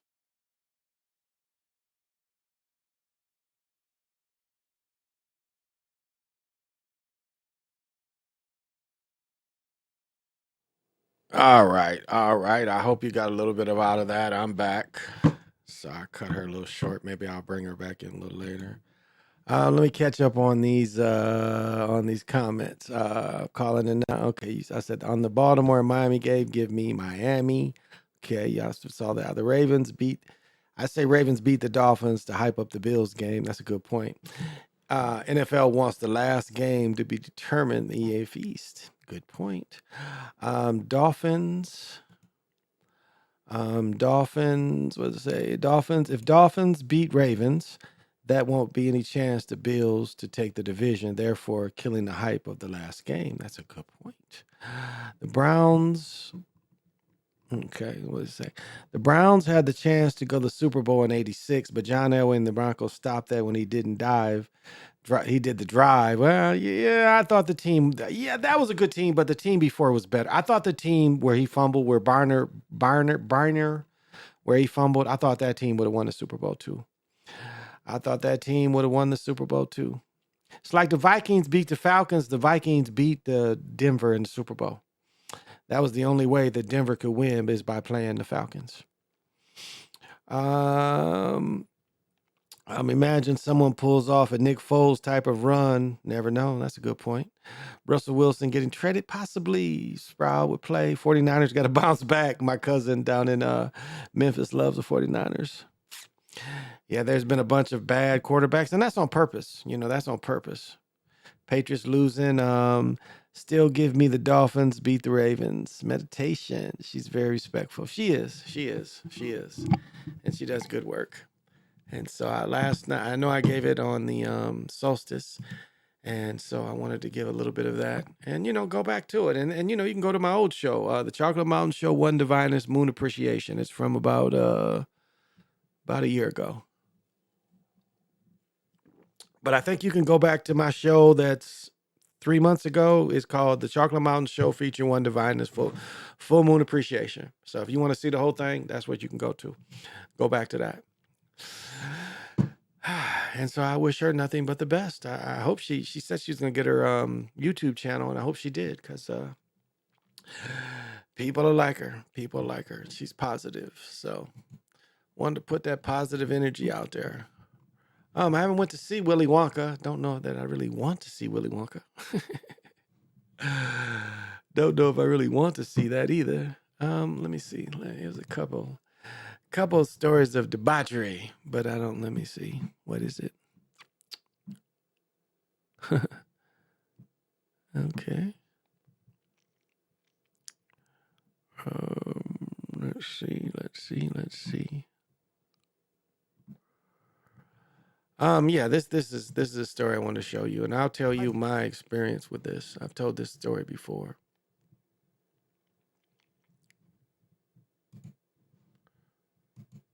I'm gonna show this in the fullity, and I'll show you how this is relevant and why this bothers me.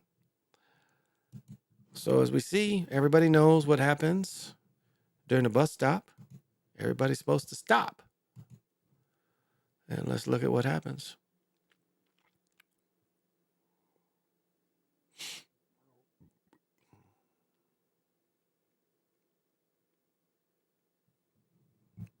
Do you see how close he came to almost hitting and killing those children?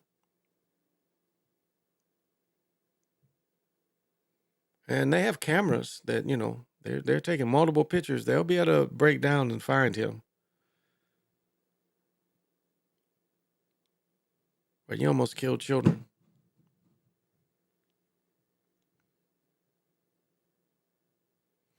So, and I think I've told this story when I was in,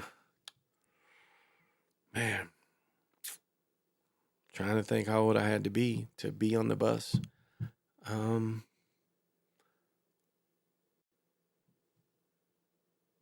8th grade. Would we have been on the same bus in 8th grade?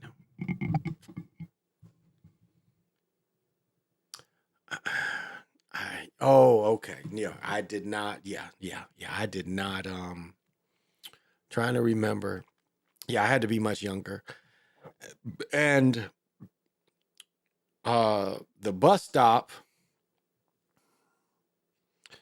Yeah, I'm trying to. There's a bunch of memories coming in, but I was younger when that memory. I think.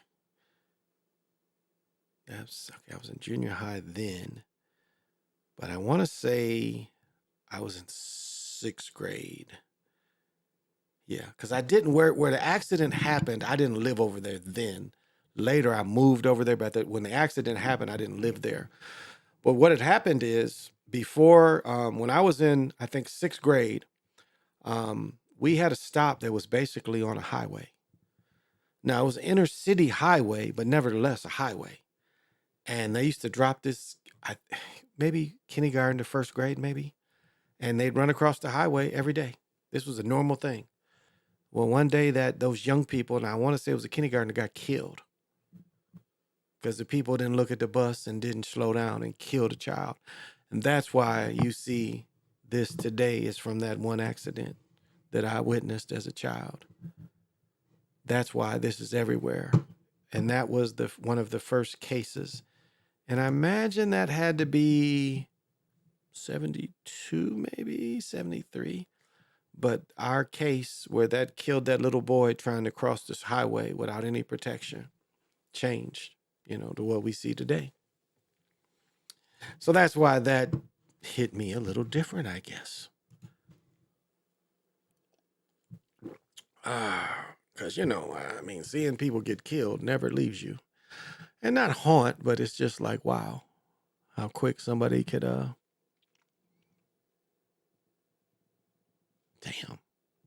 where is this at?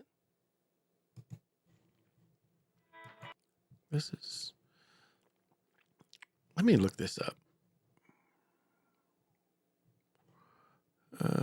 No, I'll skip that. This seems crazy. Oh, we've checked her out before. She's kind of thick. Let's let them tell it. I think they're part of Tribune. They be wanting to get me, but it's okay. I ain't making no money off this. Concerns for their safety after a deadly wreck on a very busy highway. Yesterday's wreck on Highway 67 between Cleburne and Glen Rose killed 6 people, including a 9 and 10-year-old. Olivia Leach is in Glen Rose, where people there are talking about the dangers of Highway 67. Golly. Oh, that was horrible. It's Whoa. so sad. Residents of Glen Rose say they're concerned about the safety of a major highway many people in their small city use to get back and forth every day after a 2-car crash killed 6 people, including 3 generations of the same family. This is so sad, and we all concerned about it. State troopers say a pickup truck with 2 teens in it crossed the double yellow line Tuesday in this no-passing area, colliding head-on with a Honda Odyssey. 6 people inside were killed, including 9-year-old Nishida Potabathula and 10-year-old Krithik Potabathula. Their mother, Navina Potabathula, their grandparents, Sita Mahalakshmi and Nageswara Rao Panada, and their driver, Rashil Bari, whose connection to the family isn't clear. Only one person in that car survived the crash. Really, it's a dangerous highway. A lot of accidents Wow. happening lately, and it's a busy highway. Was that first? Yeah, this. Look at that. These cars hit head on. And, you see all these side airbags, front airbags, and it tore the engine off this car. And look at what it did to this truck. It pushed everything back. So I would say drunk driving, because it appears like this car was going this way. Said he swerved, because you can see it here. See? And no braking. He didn't brake at all. See, I mean, maybe it's covered up, but it doesn't seem like there's any braking. Looks like maybe a little bit here, but it doesn't look like he had a lot of time to react. Because this is, you see he swerved and hit them more kind of on a, if you flip this car around, you see where this is where the damage came in, because it pushed everything this way. So you see his damage lines up with the most damages to the driver's side, as you see what's pushed in and almost gone. And then, that like if you can just flip these around and imagine when they hit about here, they hit somewhere over. And again, you don't see really any braking until we get over here, and it's just where, they were stopped. But, he didn't brake at all. So I would say drunk, probably fell asleep. That's what this looks like. For him to slide, for him to come through here, you see? And him going right here, and it turned him completely around. He came from here, pow. This car is going, never even saw it probably. Because, like you 4-lane highway, how quick you pass each other. You know how quick somebody can just lose it, and if you don't catch it in time. So I caught this earlier. I thought that goes into the, the debauchery hour. But just sad, and it goes into like listening to all these names and looking at the time of the year. I mean, this, you start thinking blood sacrifice, you start really thinking, okay, all this blood that was spilled on the highways is not normal. I always talk about the energy of the highways don't want deaths. It doesn't. Because they know that too easily people can, hey, it's too scary to go on there. So the highway itself does not want these deaths. So it makes you wonder, is this, what this time of year, the new year coming, does it need some blood? Because as I say, just as positive as the highway can treat you, it needs to be fed too sometime. And those better, and with all the ritual going on this time of year, these kind of deaths, it's magnified. Because everything going on this time of year. So, sad thing. And, all this one family, it's just not normal. Very much not normal. Yeah, it's funny with the weather so nice, motherfuckers trying to give away them coats at Macy's. They're like, hey, take these coats, please. These coats is 80% off. I almost bought another vest, but I got one in a bag. And, I've been wearing just a Nike vest because it's purple on one side, black on the other with purple highlights. And I got that, what is it called? Lilac hat. Oh, I love Kangos, y'all. Y'all just don't know. Y'all just don't know. I love Kangos.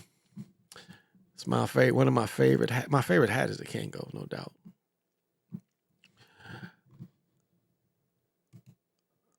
Oh, let's see. Was there something else that caught my eye? Yeah, the dude from Parasite. He died. Another Christmas ritual for sure. Yeah, this one is definitely debauchery. I don't know if I want to show it right now.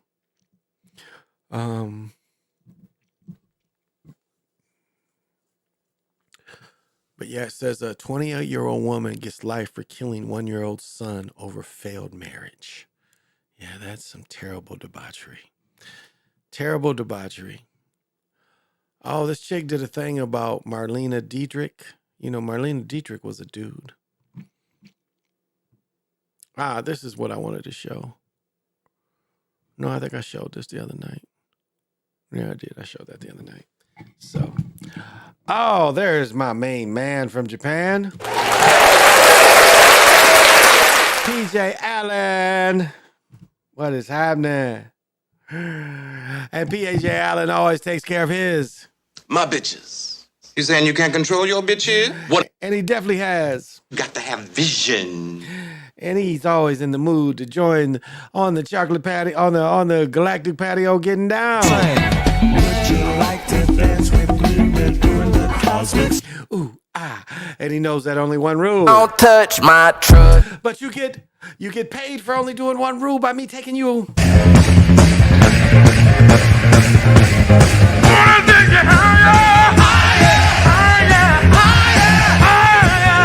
Hiya, baby. Hiya, baby. Oh, thank you for joining me, bruh. Good to see you. You know, I'm just looking through, was there any debauchery?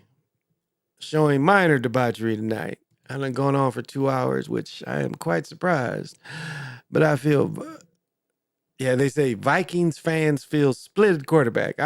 I'm almost, this is the show to not wear any more Viking gear. This might be the show where the Viking gear gets retired for the year. And I was really close to getting Detroit gear for the game. But I got Gopher gear. I guess my mother bought her a Gopher jersey shirt or something. So I get to wear Gopher gear when I go up in there. So I'll be a Gopher. And Duncan, I think Duncan has sprained his ankle. Duncan Garcia, which I hate he ain't in the league. He should be. But I hope, his the things that happened to him in the past, I hope he has a little better luck.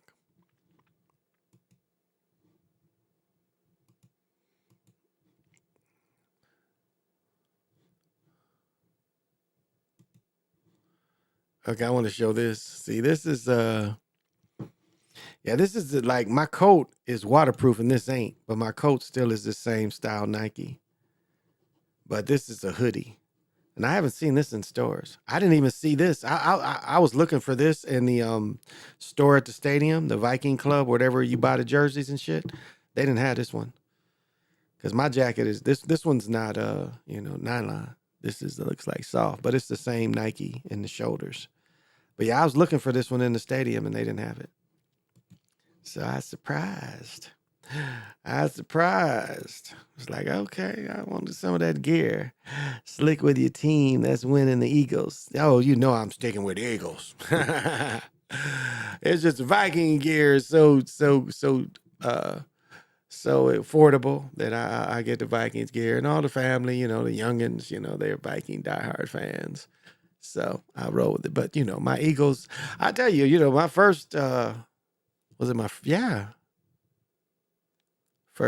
first game was seeing the Eagles, or was it, I'm getting it mixed up. I think, my very first game, I saw Jim Brown play. I was only 2 though, but we went to see the Rams and the Browns play. Must have been 63. No, because we was going to move to California. My second game, first 2 games I saw in Tiger Stadium was, I want to say it had to been, because that had to been 70. Yeah, I was still kind of young. So that had to have been 70, 71. So that put me 9. And I saw the Eagles play the Lions. And I bought a pennant. It was a single bar pennant too. And I had that pennant forever. Now somebody took it. But it was a single bar pennant. It was the NFL pennant with it just because I had it one time. I had the Raiders and I had the Eagles. Somebody stole the Raiders years before. But I had the single bar pennant. When the football just had the single bar. I had that pennant for years. That's what I bought from the game. So seeing Roman Gabriel standing up there with the old Eagles white helmets with a green eagle on there, Harold Carmichael-ish, and Roman Gabriel, big 6'4", 6'5", standing up there. I was like, I like him. And so, that had to be 70. That had to be 70, but as I said before, I grew up AFL, NFL, so my AFL team was the Raiders. Because my stepdad just, he liked all the brothers that played. The AFL games were when you saw the most brothers. The NFL was mostly Jim Brown. Well, 69, he had retired by 70. But I mean, I'm just saying, it's like a lot of brothers played in the AFL. So that's what I think my stepfather liked about it. Like a lot of people don't understand. Like I watched Notre Dame highlights every Sunday morning before the NFL came on. But before that was always Grambling highlights. That was my, the black college football. That was my exposure. It was always Grambling first, and then the Notre Dame, and then the NFL would come on. And I want to say that the week before highlights came on before the games came on, but it was always Grambling and then Notre Dame. And I don't know why the Tribune channel. I don't know why the Tribune channel showed. I don't know why they showed the Grambling games. I really can't. But it exposed me to the single wing, or they used to run. He used to run the double wing. Eddie Robertson ran the double wing. Where he put flankers in the backfield. He had the flankers right here. A lot of them would face in. They had their hands on the hips and they'd be facing in. So he ran. So that was my first really exposure to black college football, as it used to be called, was watching it as a boy, because every Sunday. And I mean, this was like maybe, well, we bought a color, so it was probably color, but was the Grambling highlights in color? I don't think they were. I think that Notre Dame was in color. I don't remember if the Grambling highlights were in color or not. I can't remember. We had a color TV by then. So, but that was my, my exposure. Just like, wait a minute, this is different. Why don't we hear about these teams? And there used to be a magazine called Black Sports, and that was the first time I heard about Walter Payton. So I had his pictures in my locker, even when he was at Jackson State, because I got it out of the Black Sports magazine. I bought a year subscription. It was like $4 or $5, whatever, and you got a year subscription to Black Sports. And Walter Payton was from Jackson State. And before he even went to the Vikings in my freshman year, which would have been 76, he wasn't with the Bears, excuse me. He wasn't with the Bears yet. So that was my experience. Raiders was my childhood team too. I chose the Ravens when I got older because it was like the Raiders to me, and I dislike for the Steelers. Yeah, I hate the Steelers. I hate the Steelers with every passion. That was like that bullshit with Franco Harris was such an illegal play. It was a double touching by offense, which is illegal. You can't let two offensive players. It's two offensive players. Now you can touch the ball, but back then you couldn't. So I couldn't tip it, and then somebody else tip it. So Frenchie Fuqua gets hit, and he touches the ball. Therefore, for the offense, it's a dead ball. You can catch it, but you got to go down. Yeah, Franco kept running, and they gave it to him. So it was fixed. Obviously, it was fixed for them to win. That was a good Raiders team. That was a really good Raiders team. Damn.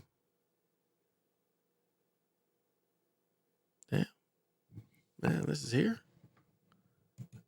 Let's see this shit. This shit looks funny. Oh, they broke into this place. Okay, let's see this shit. Check this shit out. Guess they break into this place. I'm not sure what this is. It sounds kind of goofy. Christmas morning chaos caught on security cameras. That's a burglar taking a joyride, bashing his way through a Vadnais Heights business. Customers were turned to that business today, but as Kirsten Mitchell explains, it'll take a while to pick up all the pieces. We take the picture for the Christmas cards. We had a really successful Toys for Tot drive. Towsley Motorsports is back open for business. We were in the Christmas moment, everyone's, celebrating. After a Grinch paid a visit on Christmas. When you watch the videos, the surveillance, it honestly looks like a Hollywood movie. It was around 6 a.m. when a man plowed through multiple garage doors on a stolen ATV and went on a joyride through the store. Trying on clothing, shoes, and then helmets. And he did put a helmet on before he drove through the glass garage doors. So safety first. He needed it. Deputies were already there when he escaped out the back. They arrested 32-year-old Austin Erickson of Little Canada shortly after. You kind of do a double take and go, that's not real, and oh, it's real. John Osowski thinks he was going up to 40 miles an hour through the store. Picture driving straight at these motorcycles. That's what he did, and just drove over all of them. Everything was disheveled. All the aisles were just littered with material, machines, helmets, jackets. The fiasco cost the business of 52 years, big time. The estimation right now is at about $500,000, about $500,000. As they work with insurance and restock, Bullshit. no one was inside. We have 60 people that work here, and we're family run, so it's a family-owned dealership. So we all pitched in, and we get through it. In Vadnais Heights, Kirsten Mitchell, WCCO News. You know what we all pitched in means? It means you're going to take a pay cut. I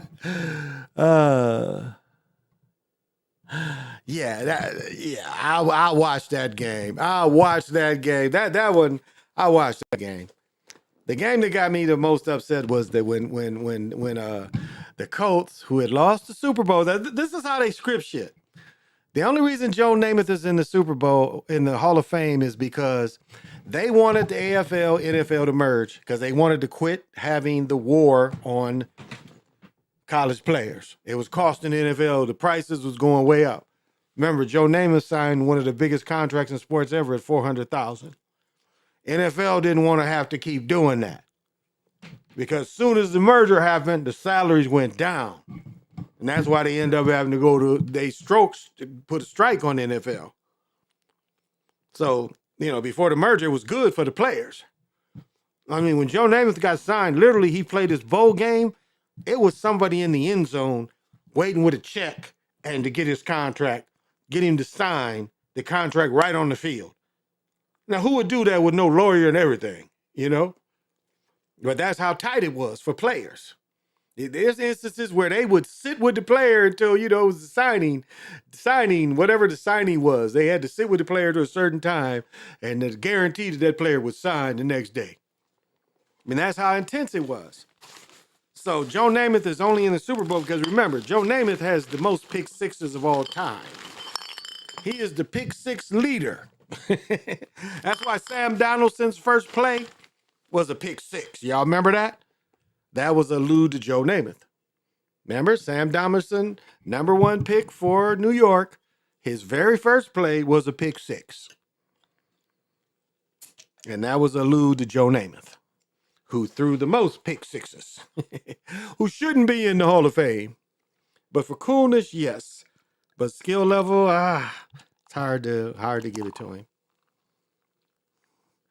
And the same thing with the Chiefs when they beat the Vikings.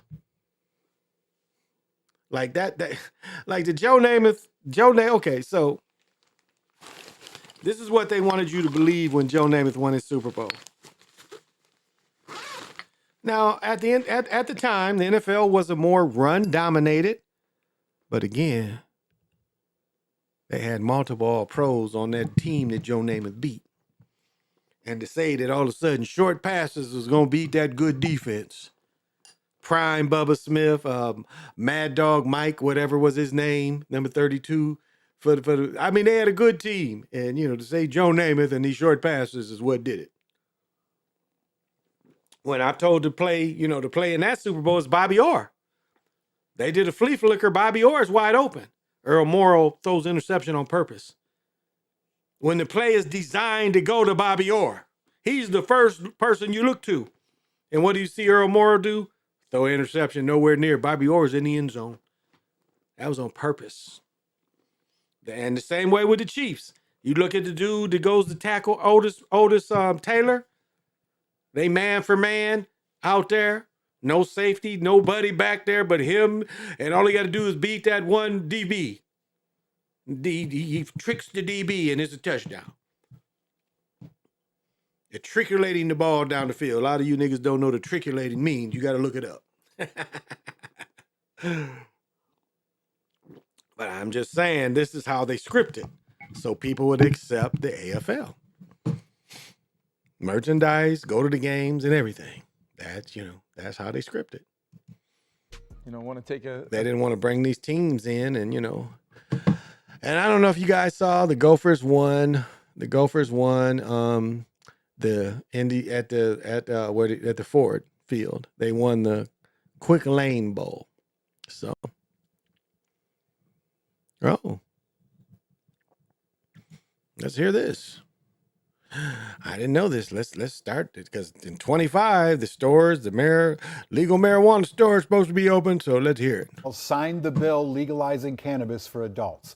5 months ago, that law went into effect. But today, one of the first boxes on the state's to-do list still isn't checked. Tonight, the Office of Cannabis Management still doesn't have a director. Yeah, and it might still have you wondering if the state is still on track with all of its other goals. Jennifer Hoff has more on where. See, I could be the cannabis chairman in this state. I stay high all the time. Should be the first qualification. If you stay high all the time, that should be your first qualification to be the state representative to run all the bud. I would personally get to try every kind of marijuana that went through the state. That's what you want. So why don't they just call me? Like, this chick is like, want to go kung fu fighting or something. I mean, I like it, but I don't know. It's like, I don't know. It's like, okay, well, let's, I'm getting carried away. Let's go. Stand. Morgan, the director may lead that office, but the new rules and regulations will be the things that will drive it. And insiders say that's what other professionals are crafting right now. A complicated and tedious process expected to take all of next year. When Governor Tim Walz signed adult use cannabis into law, he would also appoint Erin Dupree to lead the new market, but she resigned, accused of selling illegal products, forcing Walz to admit he was wrong. Is it concerning that a director has not been appointed yet? No, I'm not concerned about the timeline. They took quick accountability and action. And I think now they're taking their time to find the right person. Layli Fatahi helped craft the state's legalization policy and runs the only cannabis consulting firm ready to help the hundreds of people she expects will apply for a license. Okay, let me say this, the way they got rid of the lady. Okay, this is the way it went. Prices went down on everything once it got passed.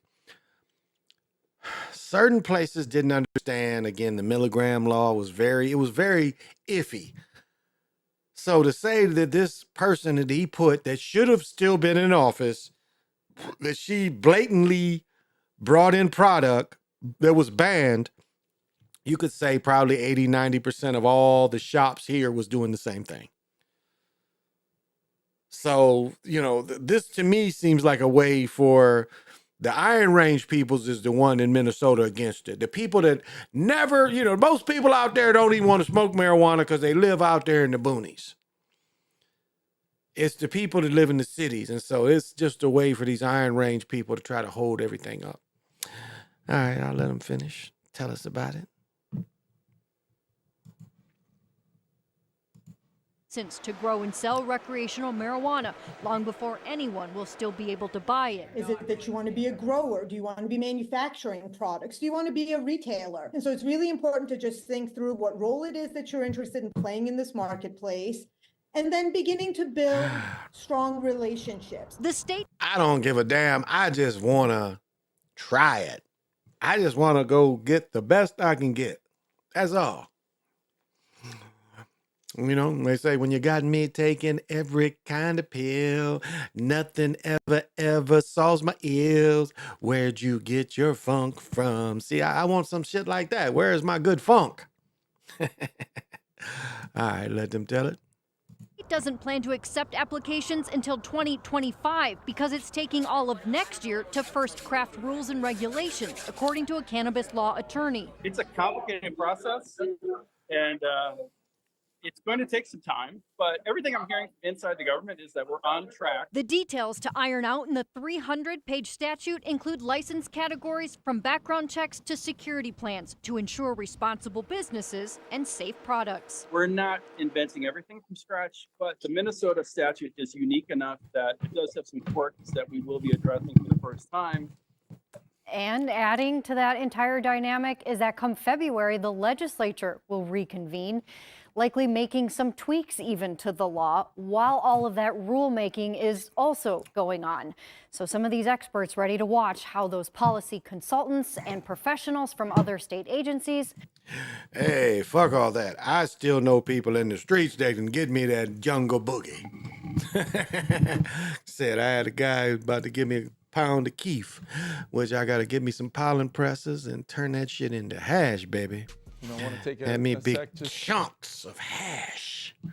Make me big bricks of hash, you know, get me a big press and make me a big ass brick of hash like that. And when I pull off and I'm pulling off of a brick, putting it in that big bong that's right there.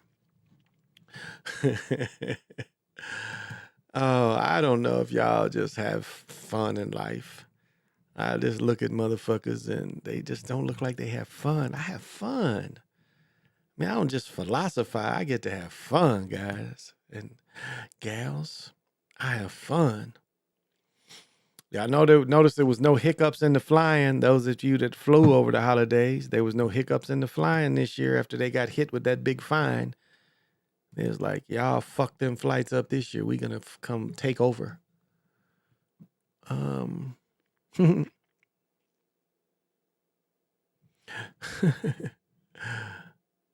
Okay, these sound like some dumbass people, so I want them to tell you how dumb they are, and showed you how dumb they are. It's dumb debauchery too, y'all. Some people are just dumbasses. Nearly $4 million because one of its employees fell for an online romance scam.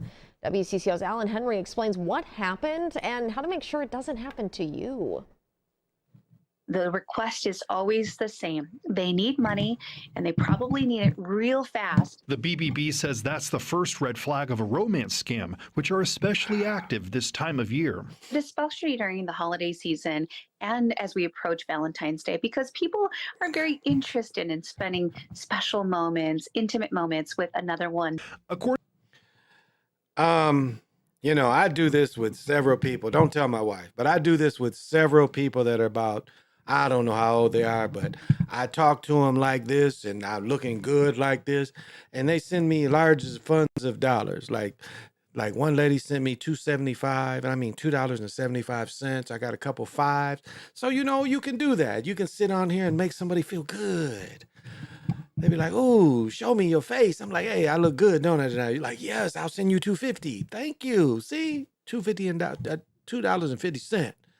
So, you know, this is the time to make people feel good. Because when you're a good looking person, you can just you can call, you know, they'll find you and you're like, "Hey, will you just talk to me online? FaceTime me. That'll cost you $2.50 a minute." Are you a sucker for love? Are you a sucker for love? Would you like, hey, you know, I like you and, you know, I'm in jail and all this, but, you know, wherever I'm at, and, you know, I'll come see you whenever, but, you know, you need to hit me with something. Who would fall for that? I mean, really out there, who is that lonely? That's thinking, well, you know what? I don't know you very well, but you do need that $300 you asked for. I was talking to a girl and she luckily got stopped. Like, she didn't call me. We was kind of dating. Instead of calling me, she goes and rushes and does it. And the dude, luckily, where she's like, he's looking at her like, "Why are you buying all these gift cards?" She's like, "Well, they said they needed to clear, you know, I got a record and all this shit." He's like, "Lady, you getting scammed." She's like, "Really?" He's like, "Yeah, don't send these to anybody. Don't give these numbers to anybody. They're scamming you." It's like some of these dinars, you know, they think some of this money, you know, this money from these other countries. I know people, these old ladies that bought a bunch of that shit and it ain't worth shit.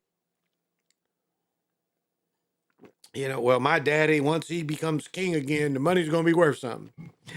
Yeah, it's not going to be worth shit. So don't fall for that shit. Tax write-offs. Okay, here's a little more of it. According to court documents, 61-year-old Sharon Schmalzried started an online relationship during marriage problems. The man claimed he was owed $7 million from his job in Dubai, but needed to borrow US dollars to access it. So over 4 years, she transferred her own money and then nearly $4 million that she had access to at her company to someone she had never met. And people actually fall for that. People become so trusted in that individual that they will go to. Okay, I don't know. Okay, first of all, you saying that in 4 years she could have access and ain't nobody noticed this bread is missing. You telling me nobody noticed this bread was missing? 19. And nobody noticed this bread was missing. This company made that much money? Lockwood her own money. Oh, she sent him her, okay. Initially sent Lockwood her own money. Then she had permission to borrow from victim. Then began transferring money from victim's account to other businesses and individuals. Lockwood and his attorney. Wow.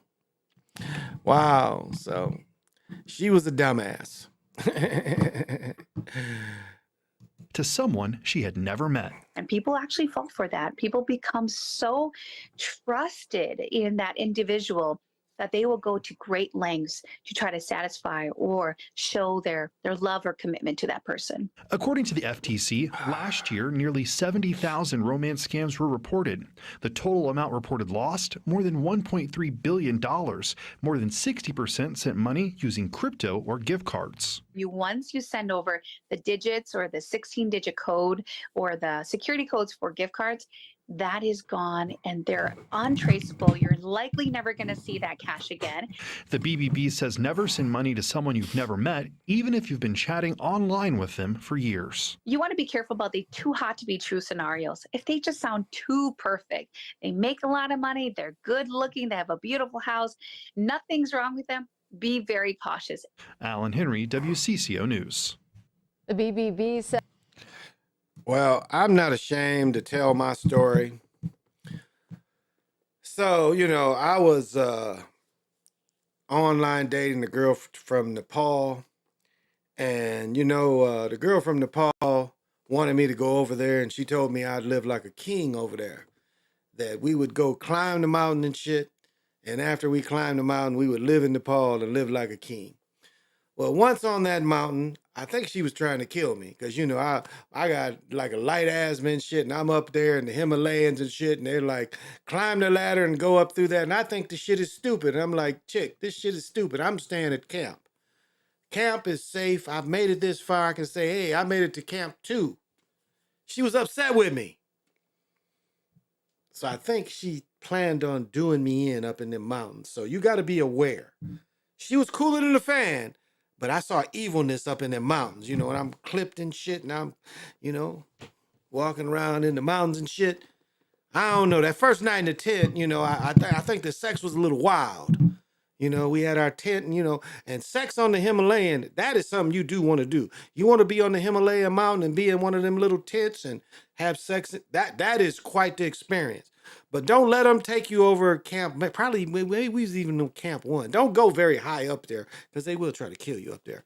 But Himalayan sex is good. I would say that part is good.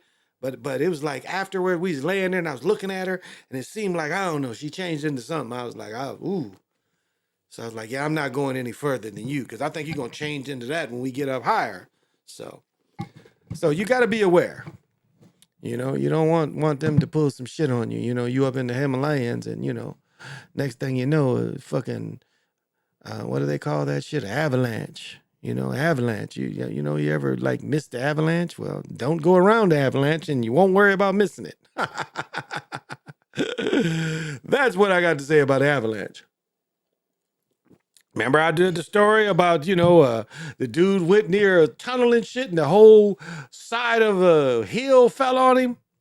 Again, don't go anywhere where the side of a hill could fall on you. What? Indiana anglers, screwdrivers trapped for a week after crash. Okay, I think business card. This is a weird kind of story. And the guy got lucky. And so sometimes you get lucky. That is one of my favorite reporters. She's looking good for Christmas. Let her tell the story. Yeah, I know I'll be having fun. Okay, tell it, girl.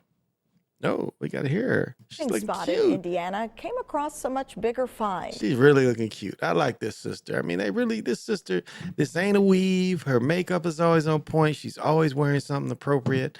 I like her. Let's go. They spotted a trapped driver who had crashed nearly a week earlier. Astrid Martinez shares this. Did y'all hear me? This nigga was trapped for a week in a car. And he survived. Let them tell it. Incredible rescue story. There was a body in there, and I went to touch it, and he turned around. Mario Garcia says he and his son-in-law found the driver inside the wreckage of this truck by chance while looking for a place to fish in a nearby creek. He says he tried yelling and screaming, but nobody would hear him. It was just quiet, just the sound of the water. Police have identified the driver as 27-year-old Matthew Ream. They say he had been trapped since last Wednesday. He has suffered some severe, potentially life-threatening injuries, but he could not reach his cell phone to call for help. Okay, let's back this story up. Okay, y'all. How do you think he got the car down there? Was the weather bad? It was not. How do you think he wrecked his car? Now, maybe this is the crash side. I don't know. He came and it turned. This is clearly drunk driving. Clearly drunk driving to fuck a car up like this. Look at this. Oh, shit. I clicked off it. Clearly drunk driving. Notice they didn't say that. Where is it? Oh, here we go. Here we go. I say clearly drunk driving. But that car is messed up. All right, let them tell it. Turned around. Mario Garcia says he and his son-in-law found the driver inside the wreckage of this truck by chance. Look at that. Look how much he, like you could, from the other side, it doesn't look so bad, but look at this. He done bounced down this thing. And he could have fell asleep. I mean, again, look at all these airbags. And it, wow. While looking for a place to fish in a nearby creek. He says he tried yelling and screaming, but nobody would hear him. It was just quiet, just the sound of the water. Police have identified the driver as 27-year-old Matthew Ream. They say he had been... And let me tell you, from where I'm from, this is like to go to Chicago, you got to go through all this little bit of Indiana. From Michigan to go to Chicago, you got to go through Indiana. Like Vincennes is in here too. Like you see Portage, where Vincennes is somewhere in here before you go into Chicago. Because going into here, you're going into Chicago. See? This part right going into there is going into Chicago. This is Lake Michigan. And where I grew up is probably right in here. But, you're coming down here. Where Muhammad Ali lived a long time in Buffalo. And I think the Muslims, Farrakhan, them still got property down in Buffalo. But that's right in here, too. But let's go. Trapped since last Wednesday. He has suffered some severe, potentially life-threatening injuries, but he could not reach his cell phone to call for help. The fisherman took this cell phone video showing the moments that Ream was finally carried to safety. He was flown to a hospital for treatment. Police are still investigating how the accident occurred. He said to me that he's been there for a long time, that he had almost lost all hope because nobody was there. And one more day and something could have been very different here. Astrid Martinez, CBS News. Oh, well. I mean, that's some unlucky debauchery, y'all. Unlucky debauchery. That's what I must say. But I mean, I guess lucky because he got saved. 2 boys killed, dad's charged. Golly. Father charged in fatal crash. Damn. I think we got to check it out. I think we got to check it out. This is damn. This is some debauchery, y'all. Well, maybe this is part of the debauchery. Let's see. Let's see or not.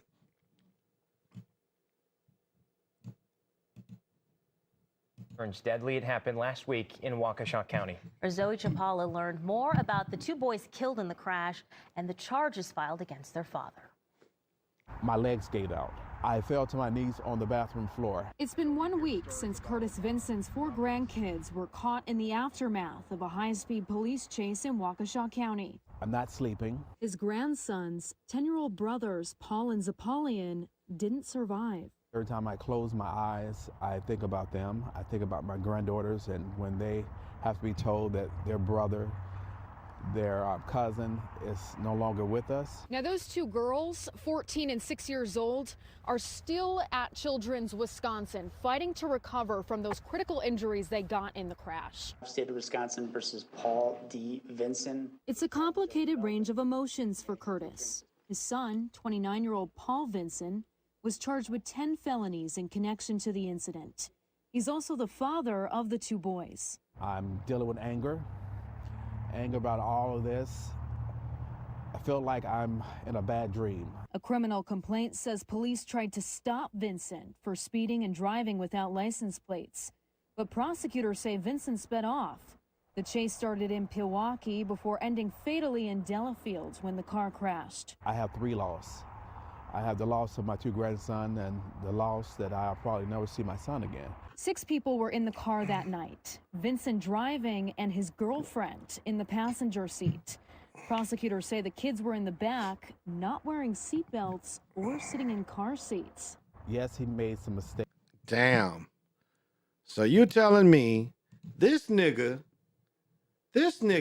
got in a car and took his woman and children in a car without license plates. And when he got stopped,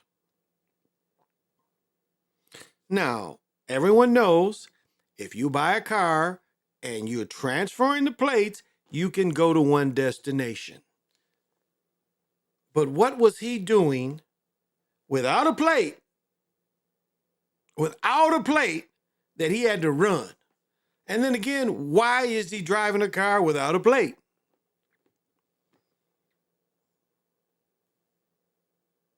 I'm just wondering, why is he driving a car without a plate? And why did he think that what was he risking? I mean, you telling me you hustling something and you driving a car that that dirty, driving that dirty, that you risking it all? I don't get that one. I don't get that one at all, y'all. That one is beyond me. So this is in Milwaukee, and they showed wow. Like, this dude is, like, how? Damn. Wow.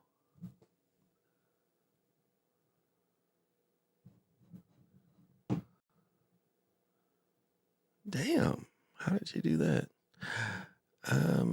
Okay. What is it? This is more of him. Oh, it's just this him in court still.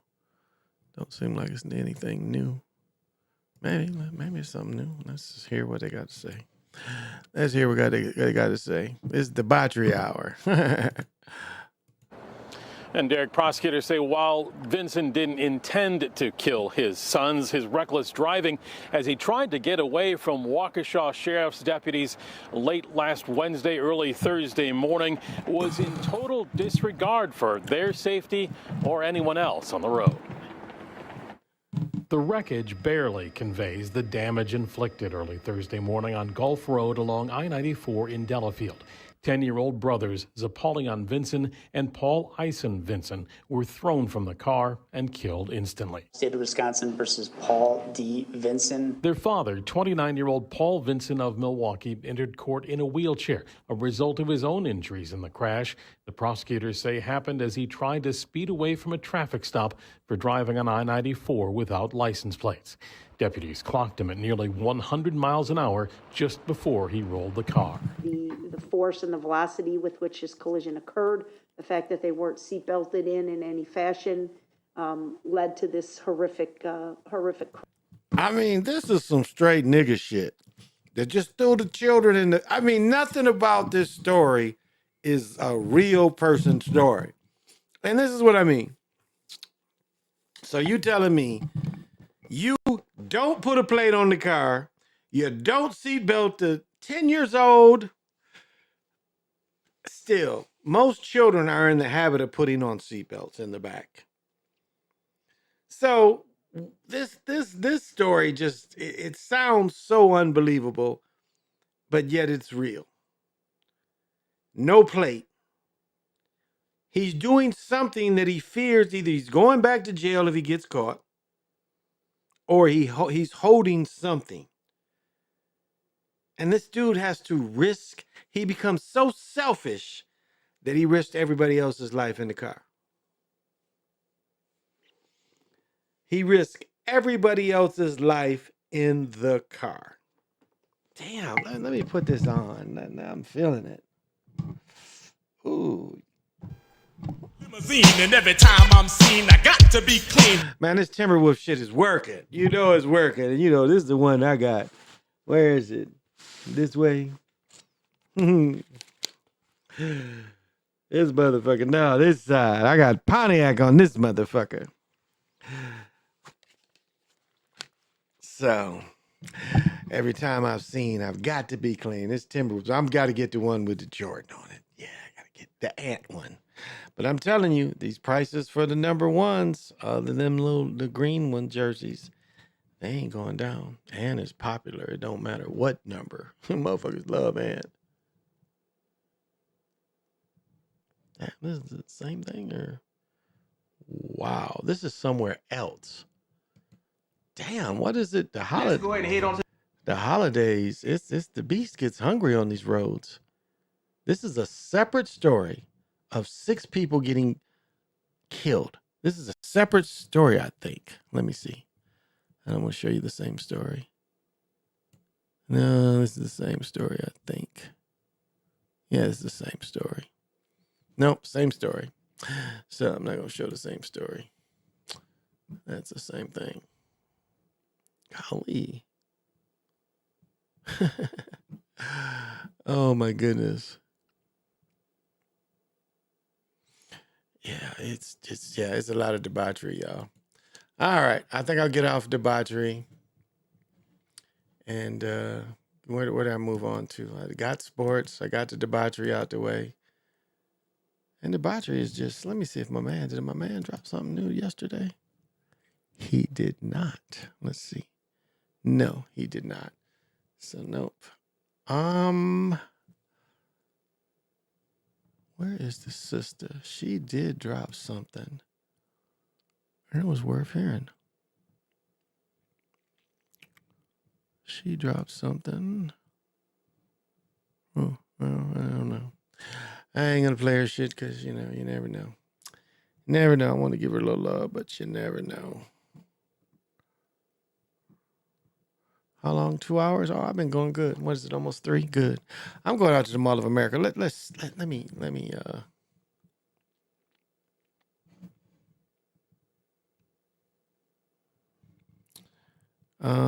me see.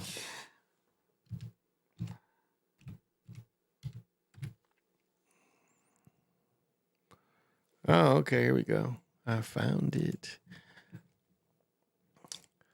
Yes, it's interesting the price of shoes. You know, I'm a shoe junkie. So they put these LeBrons at 150. These are at 149. The ones I have is 150. These is 150 limited size. And these are 150. I don't think I need a 14 of these. And I didn't thought. Yeah, see, they don't have 14s. And they don't have 13 and a half. So I'm going out to the Mall of America to see if I can get these in a 14. Because Nike does not have it. Because my black ones run small. If you get these, they run small. They run small, I think. So I think I'm going to go out to the mall to see if I can get them out to the Mall of America. Kind of like these. They look like the inside of and that's what this shit means. What's the name of it? Abalone means oyster. So I think I'm getting these. But these still have 14, so I don't know. I like the patent leather a little better. I don't know which. I might get these because they're all 150. They were down. And these are super comfortable. I mean, don't get me wrong. So yeah, I might end up getting these instead. I like the suede better than I like that material. See that material? I'm not sold on this material. It's more of a summer material. Where these are built, the suede nubuck is for all year. So I might get these instead. But I'm gonna go out to the Mall of America. Cause I got bread, niggas, I got bread. So I think I'm going out to the Mall of America tomorrow. Yeah, I might just get the purple ones instead. I like this material, but I'm gonna look at the material of these other ones. I am a fucking, I don't know. I'll say these right here have to be one of my all-time favorites. One of these LeBron 9s, lows. These were a great pair of shoes. You've got the Max down here. Look at that whole Max unit. This was a great pair of shoes. I had the blue ones like these. They don't have my size, and this is an ugly colorway. But that was a great pair of comfortable shoes, I must say. I was looking in my storage. I still got my pair that I bought when they was new. What's here? See, this colorway, I don't know if I like this colorway. Oh, that ain't even showing it. Went away. Though right here, this pair. No, yeah. No, is it? Yeah, I guess it's that pair. Where's the other pair? Look at this. Somebody trying to sell these for $400. Okay, this pair right here is still $2-something at the mall. These are still $2-something. Yeah, $214 here. Yeah, right here. $199. Oh, they showing that. So Dick's must have these. Dick's Sports must have these. Huh? I don't mind them. I know some niggas looking like, man, what do you buy? Yeah. I don't know. What does it take for you to be clean? To get stiff. That's what I like. So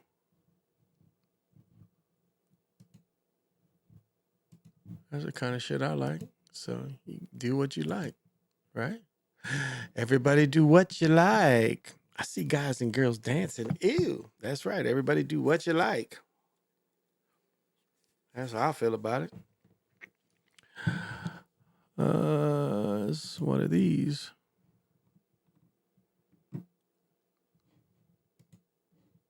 Oh, they're coming out with another one. Oh, this is bullshit. They're coming out with this shit. Look at this. With a denim-like finish. Look like some hillbilly tennis shoes for hillbillies. Notice the Tinkas released when these coming out. Yeah, I don't like this shit. That's some ugly shit there. Yeah, I'll pass. I'll pass on these. 200 bucks for them? Fuck them. I'll pass on those. Wonder what size they got on these. The 7s. These are pretty comfortable. What size do they got on these? Oh, okay. Specific size. All right. It ain't available. And every time I'm seen, I've got to be clean. Oh, and I'll tell you, it's like, I don't know. It's like if you haven't had children, I guess it's kind of hard to understand, like how the feeling children can give you, especially this type of year. So, as I said before, we go, part of the Christmas gift for my daughter was to go to the game. So we get out of the game, and we go to my wife's family, and my daughter and my nephew are the two youngest. So they're the only one that everybody buys a gift from them.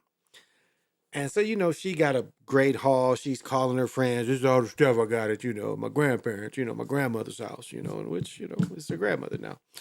And so Christmas comes and we give all the stuff out. We're like, we constantly giving everybody gifts, as I said.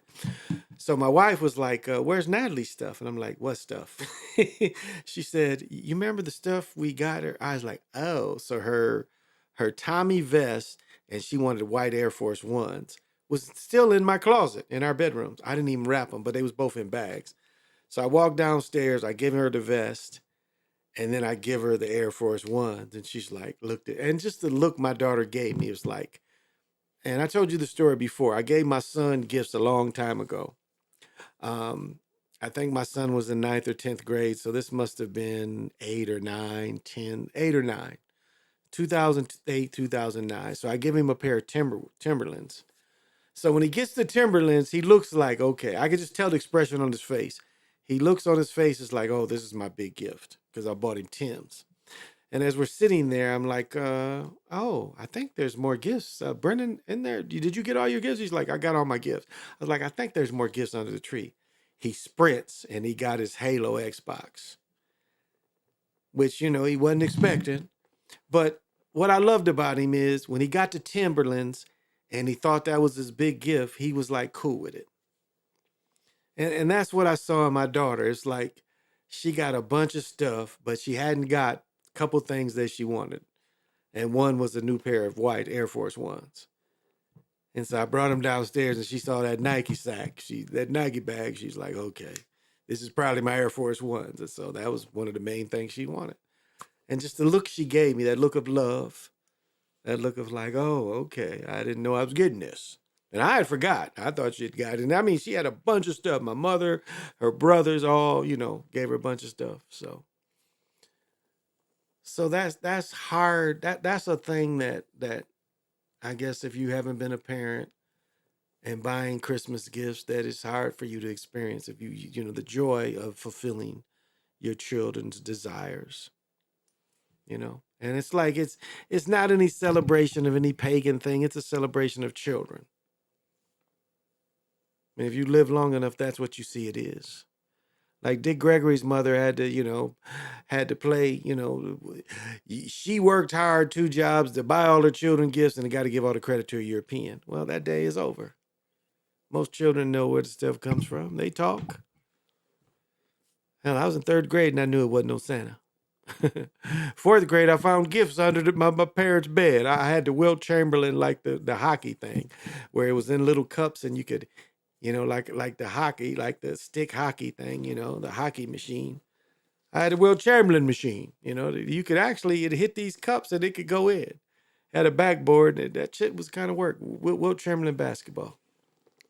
So I was like, yeah, but it's, you know, that's what it is now. It's you doing for your children. And that's what you should be doing. That's what you should be doing.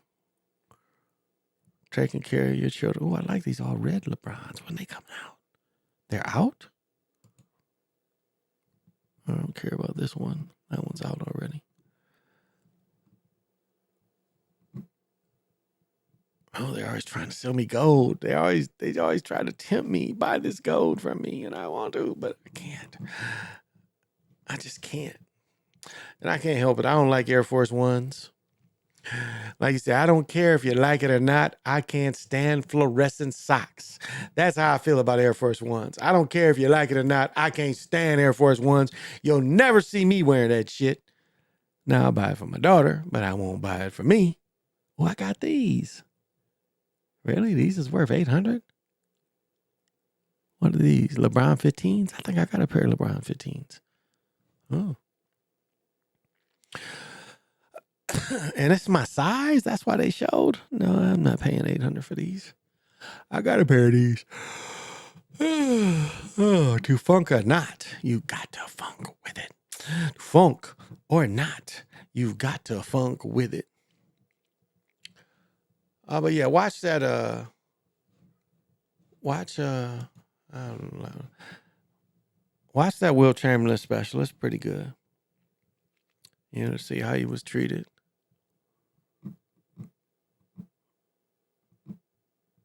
Oh, I got to show you a guy. Let's see. Oh, can I get it bigger? Oh, Oh, no, no. But I needed to go. Let's see. Can I go up? Okay. Damn. I need to go higher. Higher, baby. Okay. And I'm going to leave you with, look at this bad man, y'all. Look at that bad man. Both of these niggas is taller than me, and I'm killing them in the corner. Wearing my pro kids with the little pads around here. Look at that. Look at that vertical. This is just straight up. Look at that. Straight up. Look at that shit. Look at that form. We got the Marquette uniforms. I got this jersey in my closet. Look at that. Can't tell me I'm not athletic. Look at that bounce. Just straight up. He's 6'7", he's 6'4". I'm 6. Back then, I'm probably 6'1.5". Clearly. And this is a 3-point play. I hit this shit. So I don't just be talking. This is 40-some years ago. Tell me basketball's changed that much. Like, I can look at this picture. My mother's sitting like right in here. All my family is like my aunt, my uncle, because it's a tournament game. Look at that shit. So, I ain't got to lie about my shit. This shit, and this one didn't, I was surprised this one didn't make the papers. Because they beat us, they put a better picture. Another, it wasn't better than this one, but they put a picture of the winning team in there instead of this one. But this is, my guy took this one. But once upon a time, I knew how to shine. Look at Ben Harbor. They got both of these are like, Ben Harbor's wearing what Marquette, when they won the championship in 75. That's what they wearing. And this kind of style, like this is my favorite high school jersey. I was the first person to ever wear this jersey. And the first time I wore this jersey, I scored 30. This is my last high school game, and I scored 24. And this is the team, well, they didn't win state that year. But both their guards was all state.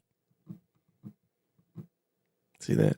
So, niggas, y'all think I ain't hoop. And I played semi-pro for 20 years, so.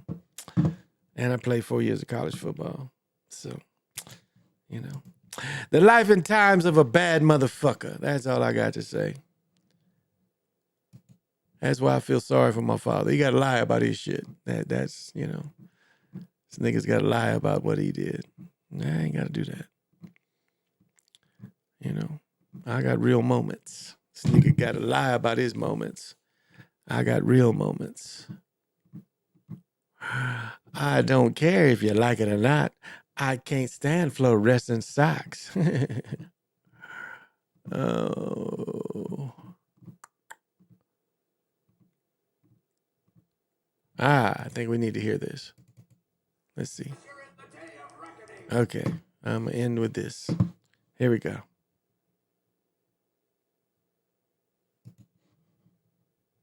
Repeal the international robot laws. Yes, repeal the international robot laws. Abolish the use of police bots. Abolish the use of police bots. Robots only exist to serve us. Robots only exist to serve us. Robots are nothing but slaves. Robots are nothing but slaves. Robots are inferior to man. Robots are inferior to man. Death to the machines. Death to the machines. We're in the day of reckoning. Repeal the international robot laws. Yes.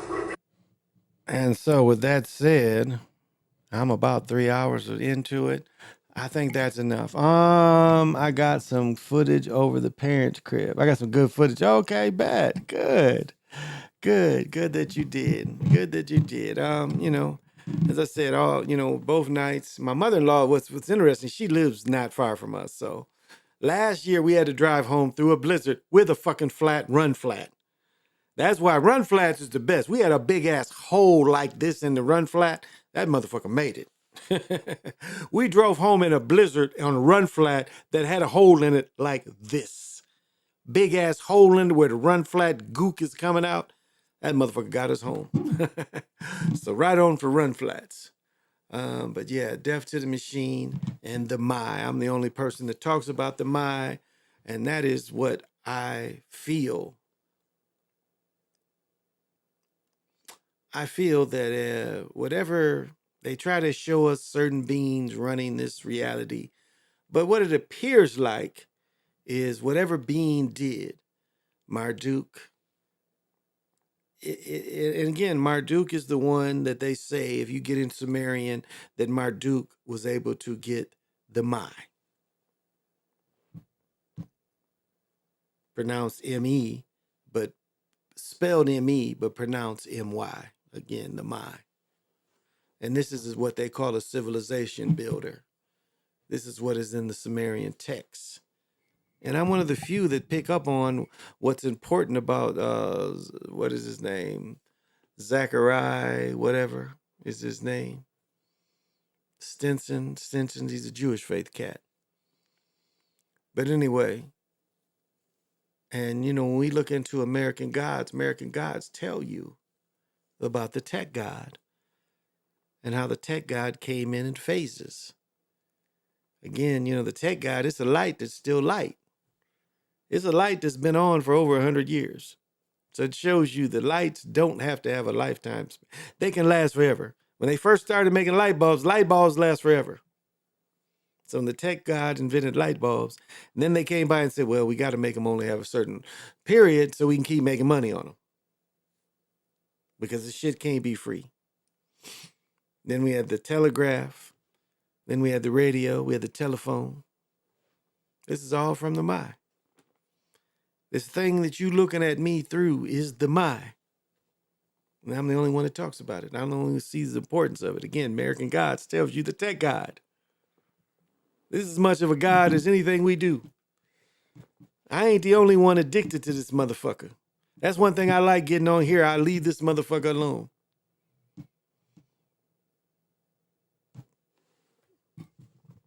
Because these motherfuckers is more addictive than heroin. Nobody can argue that with me.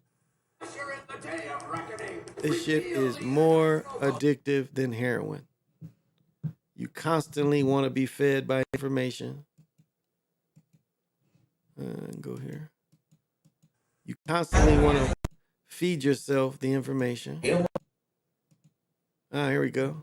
Look at this shit. So you can't tell me I'm not as addicted as anybody. It's me and my youngest son sitting there, not communicating, looking at these devices. Yet we sitting there, close to each other, not even interacting. So I ain't better than nobody. You see that? We not even interacting, yet we touching. Now we're both drinking fine ale. This does look like Elliot Ness, like he's enjoying Elliot Ness, and I'm enjoying Elliot Ness, and we all have all these munchies, but we're even ignoring the munchies, and we're ignoring the Elliot Nest. You see? So I'm not better. I'm on this shit too. I like doing this shit because it keeps me off this motherfucker. That's why sleeping is good. I ain't got this. Oh, I want to say this. Oh my goodness. Let me say this. Golly. So I want to mention this. So I was wow, this is how fucked up. This is how fucked up this shit is. So yeah, I'm literally got my third eye open. My whatever gland it is, it's open, pineal gland. And I'm scrolling through. Yeah. I'm scrolling through fractals like it's a fucking phone. Yeah. That's what I was doing the other morning. I was like, And I guess that, guess that could be even a little czarish, because the czar, you get different scenes. But it's funny that that has impacted, that, the scrolling through shit has impacted when my third eye is open and the way to look at information. I start scrolling through shit. So I hadn't done that since I went through my acoustic records. And again, the acoustic records, I told you, this shit was like in a printing press. If you've never been places where a motherfucking newspaper is made or paper is made, it's floors, especially a newspaper. It's floors of a belt in the paper. And the paper is going through different, levels, and there's a quality check. So that's how I got to get my acoustic records. I had to climb on top of the quality check of this paper, newspaper machine producing. So, that it doesn't have to be that hard for everyone. But if you're in that situation, understand what it is and what they're giving you. But I want to close here. You know, like I mentioned, that look my daughter gave me. Then later she called me and my wife. She's like, "Thank you for the stuff." Because, you know, it's about making all your children, no matter how old they are. As I told the story, my grandmother was 88 or 89. I'm in my 40s. I take my newest daughter to see me. My daughter's about to turn 18 in a few weeks. I take my daughter, this is, you know, my daughter was born in 06. My grandmother died in 06. But when I took my daughter to see her, my daughter was probably 5, 6 months old, 4 or 5 months old. And my grandmother looked at me, and this is like, my daughter's born in January, so we're like probably, my grandmother died in August, I think, of 06. So we're probably, she was maybe a couple months old, so it's probably February. So my daughter's maybe a month or two old. And yeah, so it had to be February, yeah. So my daughter was still that little. She's a month or two old. And my grandmother looked at me and said, "I'm sorry I didn't buy you a Christmas present." Now, can you imagine how guilty she felt and then had to say it? Because she remembered it. And for 40 years, her habit, Christmas, was to think about me. And here she sees me and she still feels that guilty.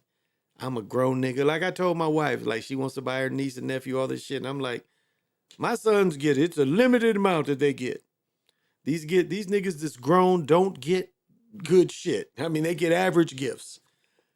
I mean, I bought my one son a Tommy sweater. I bought my other son a polo sweater.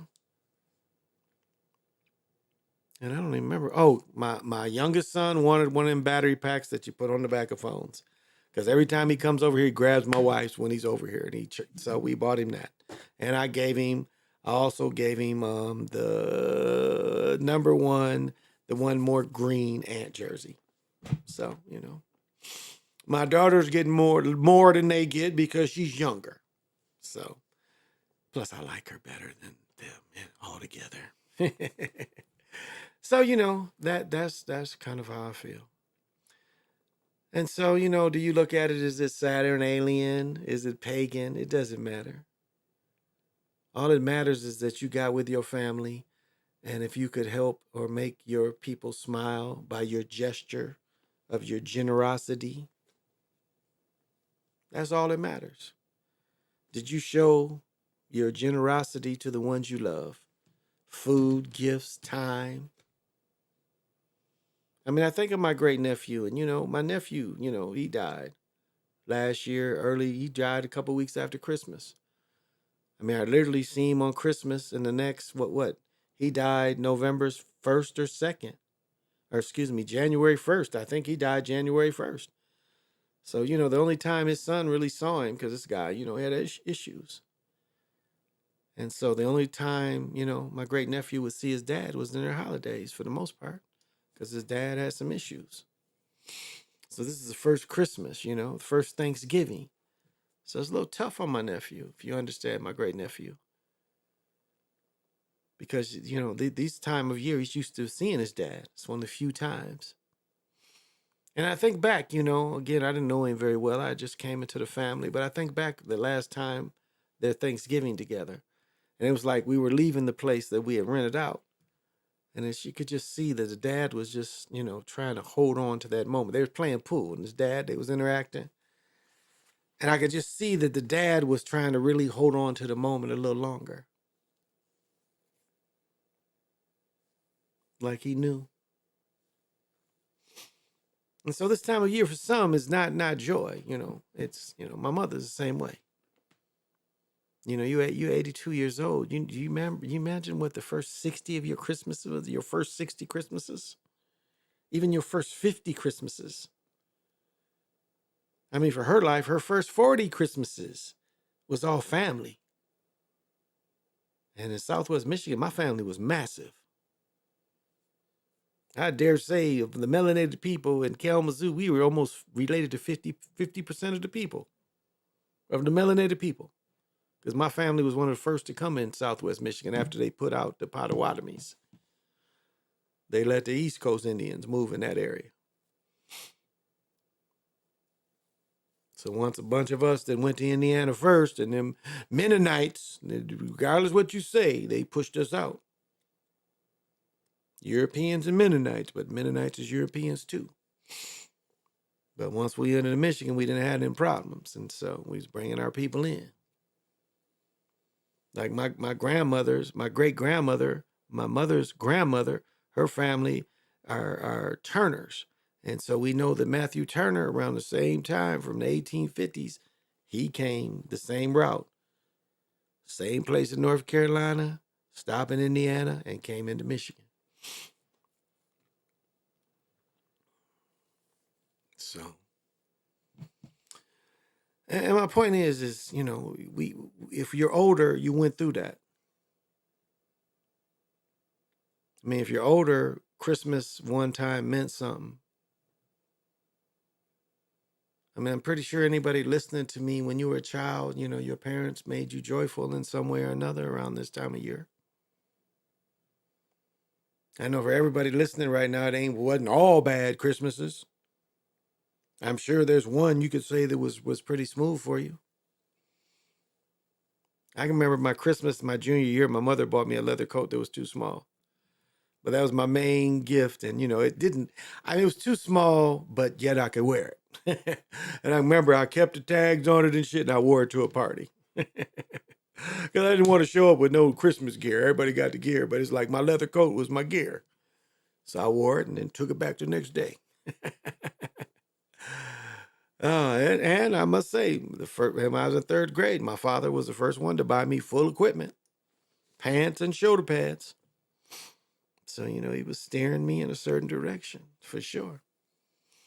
But yeah, in third grade, I got the full equipment. And by that summer, I was playing with other middle-class children, working class, whatever you want to call it, with full equipment. We'd play our own, as they call it, sandlot games.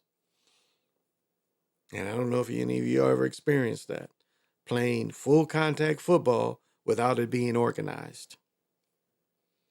This was something we, as working class children who all had equipment, we did on our own. We'd play several games, weeks leading into no adult organization at all, other than us playing one neighborhood against another.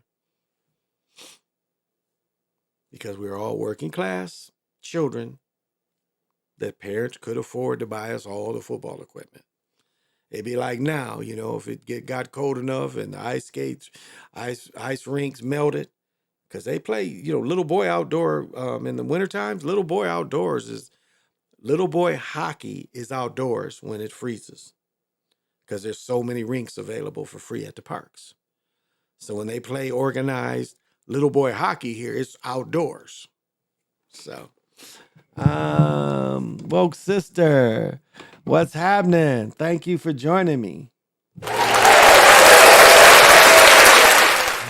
And I know you got to have vision. And I know you won't mind joining me. Would you like to dance with me? We're doing the cosmics. And there's only one rule. I'm not trying to tell you. Oh, gosh. Outfit. Don't touch my truck. Leave that F-150 alone, but you will get.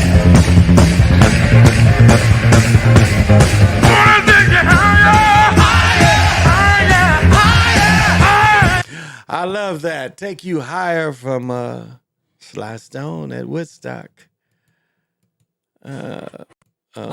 Oh my goodness. Oh my God. Oh my God. Oh my God. Oh my God. Oh.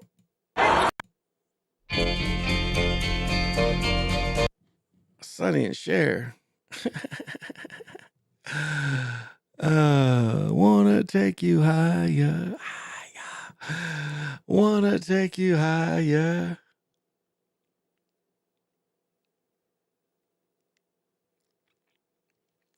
And every time I'm seen, I've got to be clean. This is cool. Love is love. Y'all dig it? Okay, let me close it with this. Like, there's nothing wrong. Well, let me put it like this. Whatever this thing is, you should be able to figure out what it is. All right?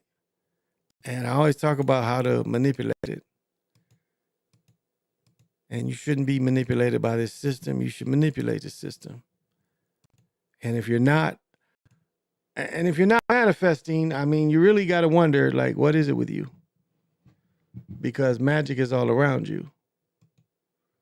And because magic is all around you and the world is magical, you should be able to manifest. I'll say this, it's like really,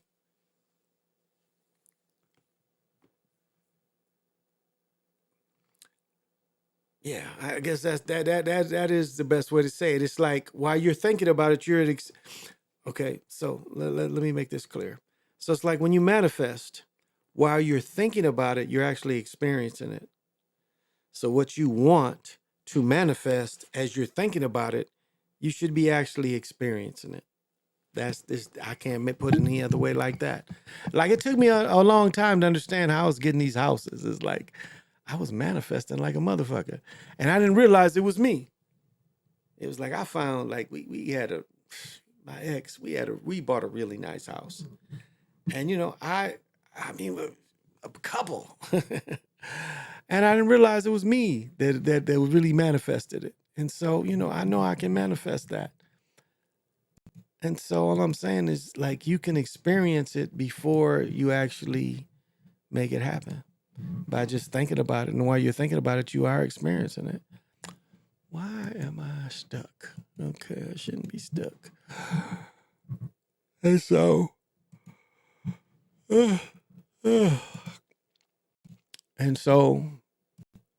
that's fully how you experience it. And that's fully benefiting what you need. Because your everyday life just requires, unfortunately, it requires more. Everyday life requires more and more of you. And so you have to, there we go. Okay, so you have to find a point that you have to make that thing that requires more and more go away. And like, okay, I'm doing what I need to do. I don't need to just follow what you want me to follow, because that's the way the beast will move. The beast will put you on a certain path and hope you to conveyor belt it. But you should have jumped off that a long time ago, not being conveyor belted into anything. As I said, I'm pretty sure I was conveyor belted into football. I'm pretty sure I was conveyor belted into being, a police officer. And so when you're young, it's easy to be conveyor belted because there's handlers all around you. And these handlers don't even realize that's what they are. They just found their niche and they found a way to push whatever they're pushing. And some people athletically push children, and it's nothing diabolical about it. It's just they putting children and people together. And the children turn into teenagers, they turn into grown men, and they put them with scouts and all this. That's kind of how handlers work. And some of them in the old days, especially me growing up, I don't think they even understood they were handlers. But what we know is, and what I know is, it's like they never know. They never know how you can blow up. That's how the potential of us being young and being in these systems, especially you get into college or you get into pro, sometimes it's unpredictable what you can do. Because as much as they try to control everything, some things they can't control. And once you do something to shock them, to shock the system, there them handlers come. And if you already got a handler, they there too. And you know, I'm talking about it from a sports background. Like when I caught my touchdown again, that won the game in my high school homecoming, my life changed. Next morning, I wake up, I'm in the center. This is old-fashioned papers. I'm on the front page of the sports page. My touchdown. Of all the games that went on, my touchdown is right there. You get to the sports page, I'm on the front page of the sports page. And that changed my life. I've told the story before. The next week, I was the first Kalamazoo Player of the Week, which they still do to this day, 45 years later. I was the very first one. The newspaper comes to the high school and picks me up and takes me down to the newspaper to take pictures of me so they can put it in the paper the next day. My life changed then. I went from this child that everybody thought just, you know, he's playing sports to like, wait a minute. He might do a little more than what we thought.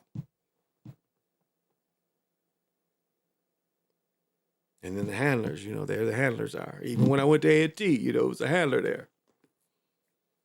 It's nothing in circumstance. It's like this guy just happened to meet my dad and golfing, and again, you know, same thing. Because if it works out for me, there's somebody there that works with the system. That's just how it works. And now, you know, it's even, you know, that system is even more magnified than my time. It's even more magnified. The way handlers handle you and have their eye on you and, you know, feel that, you know, make you feel that you owe them somewhat. Because that's kind of a contract. They're giving you money and shit. That's a contract.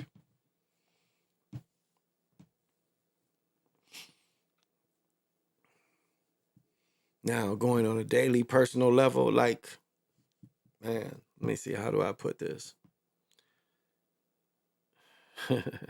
I don't even know how to put this because it's like, it's hard to, if you can't do it, it's hard to explain.